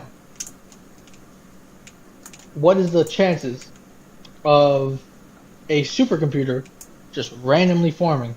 No human, animal, biological, divine, anything intervention. No intervention, right? What are the chances of a supercomputer forming from then to now? Yes. And okay. the chances, just wait, the chances are 1 in 10 to the power of 1700. Of a supercomputer? Yeah, wait, hold on. So really quick, let me answer that. So I hear what you're saying. Like some people argue intelligent design, and it could be the case, or it might be the case. I think I've seen the math for it that like our universe is super rare. But like the best response that I have to that is one that I heard from Ian. Yeah, like it could be the case that like our universe is like super rare, but given like how infinite space is, there are galaxies that we haven't even like began to discover. We haven't even found the limits of space, and I think it's pretty rational to say like we've only like investigated 1% of space. Given that, and given how like fraction of a chance it is that our universe could have existed exactly the way that it existed, I would say that it's inevitable that we actually existed, given like how big space is, and we just happen to be the one chance in like a billion chances that like occurred. Basically, we have a lot of universes that are like uninhabitable to like intelligent life that we've like encountered. I think we've encountered like other universes that like aren't harboring any kind of intelligent life, so this just happens to be like some kind of happenstance. Do you live in a multiverse? I don't hold to multiverse theory. I'm not sure. To be honest, I'm not sure how. Then why did you say a different universe? I think we've discovered different galaxies via science, but I'm not sure how. Yeah, galaxies is what you meant. Yeah, like galaxies. Okay, I was like, wait a minute. Yeah. So he had said the chances of a supercomputer forming just randomly. I mean, for me, it's like, first of all, where'd you get that number from? Second of all, we're not supercomputers, we're biological life. And we didn't just form randomly. Now, we formed from simple organisms, and then we developed over time, all life did, through biological evolution, which is the evidence that happened is is wow, it's all getting shifted around. Sorry. The evidence is no, it's fine. The evidence is overwhelming, and so we formed through logical processes that are well understood. And so it wasn't just a random thing like atoms came together and formed us. There was an actual process that happened. That's what the Big Bang Theory is. It's atoms came together, formed a star, imploded, and created a universe. I think it's more so abiogenesis. No, also the Big Bang only abiogenesis? says the Big Bang only says that at one point, 13.8 billion years ago, the observable portions of the universe were in a very hot, dense state, and there was a rapid expansion. And before, at some point, it began to cool, and we know around what time, matter began to form. First, it was hydrogen, then it was helium.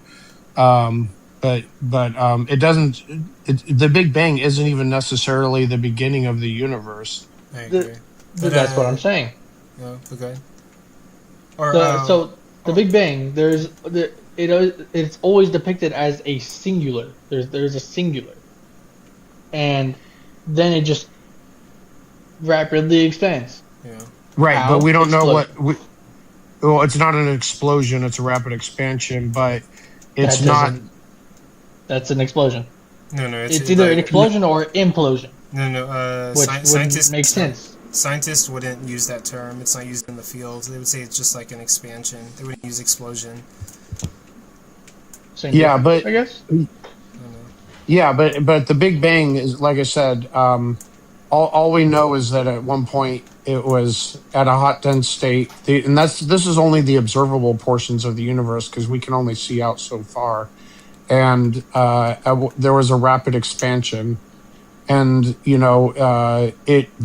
basically resulted in through a series of events, where we are now. But it could be that the universe is eternal into the past. But right now, that's just like what Neil deGrasse Tyson calls the frontier of science. They're still like working on that. It's just an unknown in science. But exactly, because the universe could well have just always existed, and the Big Bang that we call it is just one singular, an event in time. That's it. Yeah. Is it just like explosion, implosion, explosion, implosion? Is that what it? That's that how is I think of it. That is You're a model. Oversimplifying it. Yeah. Well, the I forget what it's called. Something crunch theory. Although it's not a theory, the Big Bang, a hypothesis. The Big Bang, Big Crunch. Big Crunch. Yeah, the Big Bang, Big Crunch hypothesis. That's one model. It's not. The Big Crunch it's would not, make more sense. All right, because the Big Bang implies that there's a beginning, and even then, the Big Crunch implies that there is a beginning. Oh no, the Big Bang does not. Kinda. I mean, no, like it doesn't. No, that's just the beginning of an event. It's the beginning of the expansion, but not the beginning of like our universe. But to clarify what I was saying earlier. So like I could grant you that like our galaxy is very rare, like a galaxy that sustains life. But given how like expansive space is, and we haven't even explored the edges of it, like our galaxy might be like 1 in a million, but given the data set, which is space, it's infinite. Like it's inevitable that what happened in our galaxy happened. So like it just happens to be happenstance, and I'm not sure how far along we are with NASA. I think we've discovered other galaxies. I'm not sure. We've discovered trillions of other galaxies. Yeah. Our closest galaxy is the Andromeda galaxy, right? Yeah. And we haven't even come close to exploring that. That's a couple of light years away from us, right? We haven't even fully explored our own galaxy. Yeah, and then here's the thing: like our galaxy can sustain life. Every single other galaxy that we've like explored can't sustain life. So our galaxy is that we know the of. one in the that we know of course. But like our galaxy would be the That's one implied, yeah. Yeah, so our galaxy would be the one out of all the possible galaxies out there that contains life. So it makes sense that like we're just the 1 in a million, and like there's an infinite data set and a bunch of other failed galaxies that we know of, and some that we don't. It actually could be that all of the galaxies sustain life. We don't know. We don't even know if there's other life in our own solar system. Like there's potential candidates on, for example, Titan. Jupiter's Mars. Jupiter's Venus. Yeah. No, there's actually some evidence, not conclusive, that Mars may have at some point had other life on it. Oh, that's right, because it had temples or pyramids. Yeah, but also No, it didn't have pyramids. but also really quick, guys. What's up, Hunter? What you got for us? Oh man, so I don't know much about space or any of that. You guys were talking about like multiverse theory earlier. So I mean, I know a little bit about physics and Rick and Morty and stuff, but no, I've actually had direct experience with the multiverse. So what? Seeing into other dimensions and timelines and communication with other entities. So I think it's like time is an illusion and humans are in like a linear timeline, but time is actually all just happening in the eternal now, basically. So the past and future are all created from the present. So if you shift your consciousness or frequency or vibration, whatever you want to call it, to a certain level, you're able to actually communicate with other beings on that level from a different timeline. So, so in that, yeah, go ahead. I'm not sure about in that theory, would God, like any all-knowing, all-powerful being, be a fifth dimensional being or a sixth dimensional being? Higher. Higher? Oh, way higher. Yeah. Fair enough. Oh yeah, able to create whole universes and stuff. Yeah, you're right. Yeah. So my belief on that keeps shifting. But like, I mean, the question on the host put is, why should I believe or trust in the Christian God? Yep. I mean, I think it really asks the deeper question. Basically, like, how do we discern authentic spiritual truth from cultural conditioning, projection, or industrial control? Because I think there's a lot of dogma that goes into Christianity that has been, manipulated or controlled over decades or also centuries. No, definitely. Wait, let him finish. Wait, let him finish. Go ahead. Well, me? Yeah, you. Yeah. Sorry. Oh, no worries. I got ADHD, so I already forgot, but let me bounce back. Me too, buddy. You good, bro.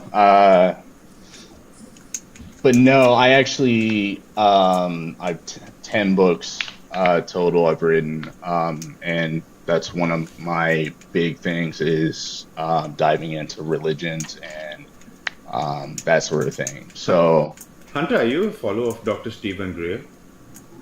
What was that? Are you a follower of Dr. Stephen Greer? I've never heard of him. Okay, just checking. Gotcha. Now, what did you say? How do you discern something? Discern authentic spiritual truth from cultural conditioning, projection, or industrial control. So, like,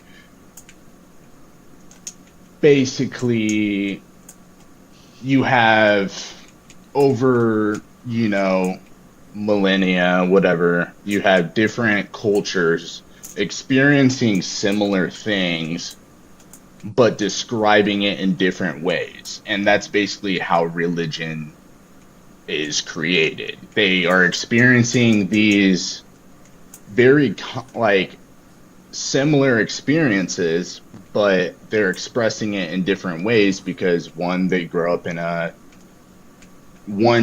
grows up Islam, and they express in Arabic, or different traditions express in different languages. They just express it the best way they can, essentially.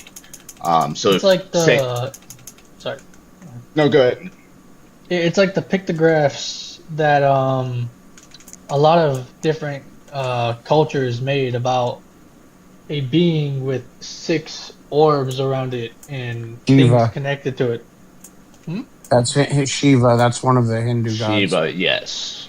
There's actually depictions of it in India, some part of Europe, I want to say, South America, Central America, North America, all these different places. From my perspective, that's just different people come up with different beliefs about things they can't explain. And that's it. We're not human beings aren't comfortable not knowing answers to questions. So, at one point people thought like epilepsy was like demonic possession and, things like that. And then science came along and gave us a better understanding. Actually, really quick, guys. I was gonna say, trust me from someone who has epilepsy, but I might leave in 7 minutes to go run some errands, but I guess turn it up, Bob. Do you have anything for me? And then we can just conclude. Oh yeah, I came up because of the panel. Yo, Coco. Yeah. I might leave soon, but I heard the reason I joined is because I was in the live earlier and I heard you saying it was something about why would God have to suffer his own punishment, like suffer for a punishment that he made himself. I'm not sure if she answered that, but the way I understood it was someone way back. Yeah. Oh, okay. Yeah, I remember. I left. I'm not sure if she answered it or not because I left before, but the way I understood it was like he didn't cause the punishment. It's like it was just like a natural like thing that occurred because like since God is all holy, when you sin, you make like a rift between him and you. And separation from God, like since God is the source of all life, separation from God is death. So yeah, but would you say like God controls the laws of physics, or at least like all the aspects of our world? Well, he laws of physics. Yeah, I would say that. Yeah. So I would say like God created our universe and created humans, and he sort of created the parameter of the game. It's kind of like all of us are like the pieces in Monopoly, and God created the board, the cards, the money, everything. And I would think like if humans like make a decision to like separate from God, and like there's some kind of like natural consequence that occurs, I think it occurs because God created the world to somehow have that law or have that effect to splitting away from him. He created the parameters in which those things would happen. So it's not. It kind of goes back to what Hunter was saying. Like a lot of the Christianity has been like, like, falsely indoctrinated. You know what I'm saying? Down a line. Like a lot of people have changed what a lot of the stuff has said in the Bible. So like a lot of stuff that Christians believe is as a Kabbalistic. How you pronounce it? Kabbalism view. Calvinism. Yeah, that a lot of Christians are taught to believe in God in that view. And that, to me, is the most horrible way to go about a Christianity. Yeah, but what were you gonna say, Jeff, in response to what I said? I wouldn't say like he made that law. I would say like that's him. Like that's who he is. Like his nature is just being like justice. So when you choose, like he didn't make that. That's already who he was. So like his nature is like all just. And then when you choose, well, that's horrible. Then he's also all loving. That's why he right on the cross. You guys keep saying. Whoa. I have a question about all loving. Hang on a minute. You say he's all loving, right? Yeah. Yep. So does that mean that God created everything, right? You would say that? Would you agree with that? Yeah. All right. Have you heard about that disease that these kids get, that they start digging their own eyes out? Have you heard of that disease? No. I've heard of right. it. So there's this disease, right? That it controls puts like an imbalance in their head, right? And they start uncontrollably digging their eyes out, gouging their eyes out. Why would an all-loving God create this kind of disease in the world? Why would they do that? Let me answer this. All right. So, God never created that. So, in the book of Did God? in I'm the sorry, first but book, did God create everything? Did God create everything? Like he's like the source of all He things. didn't but create. like free, He's all good. He didn't create bad. He Well, created like- all good. He like- saw it and it was good, and he created it. He saw it was good. Well, like I would Right. say, like Which part? when God is creating the universe, He creates like all of the laws of physics, every single Yeah, rule. he creates the laws. He puts in the game settings. You know. So basically, like God made a universe where it was possible for like the characters to make a choice, and the consequence of that choice would end up being like sin or whatever. But he also made it like God is basically making the video game, and in the video game, it's possible for children to get this disease where like they claw their eyes out. No. So, the reason why people get diseases, people get cancer, people get killed, isn't because of God. God is all good. Wait. Could God make a universe where that never happened? Where there was no He totally diseases? could. Wait, so why He didn't totally he could, make but that that's That's the polarity. that's You not need free will. light and darkness to balance each other out. In order to have free will, kids have to claw their eyes out. It's not free will, man. No, no. Look. Can I ask this though? In the first book, it says, in Genesis, it says, there's a fall, right? That fall was the fall of man, and he fell Who pretty created damn that far. fall? I'm gonna tell you that. Yeah, but who created that fall? Man. Man did. Man. Free will. Free will. There's no free will. And if we never had free will, No, That's free- there is no that's free there is no choice. free will. God There is free will. all this. No. No, he That's called didn't. coercion. No, it's love me or burn. Okay, what would happen No, it ain't. if I choose? Hang on, answer this question, Moon. What would Okay. happen if I chose not to believe in God? Where would I go? Where would I Y'all go? would- Are you talking about from a biblical standpoint? But actually, could you guys possibly talk about this in the DMs? Because it's now 10 o'clock. I do have to go. But Yeah, actually, it's All right, 5 in Coco. the morning here. Hey, Coco, listen quickly. Wait. Can I answer that? Can I give you answer a that real follow. quick? Moon, just hold on a second. Hey, Coco, listen. Real pleasure meeting you, bro. I gave you a follow. I'll meet you up on another live as well. yeah, I'll follow you back. But yeah, it's 5 in the morning for me here. And Moon, give me a follow. Join me on a live one day, and we'll discuss this. But right now, it's quite late for me. It's 5 in the morning. But yeah, I I'd just like wanted to answer answers the to last these question, questions. man. I That'd be got cool. plenty. Okay, go ahead, Well, Moon. okay, fine. Answer. I'll wait 2 minutes. Yeah, Answer, I'll wait and 2 then minutes. after that, I'll head out. All right. I gave you a follow as well, man. Okay, I followed you back. Oh, I appreciate it. So yes, they would be going to hell. Hell isn't what you think. Hell isn't a It's burning hell. pool, burning flame pool. The However, grave. it's a void. It's a depart from God. Part The from the state holy, of part from the conscience. good. But I'm coerced. I'm coerced. No, if you're I not. don't believe in the God, of course, that's not free will. That's coercion.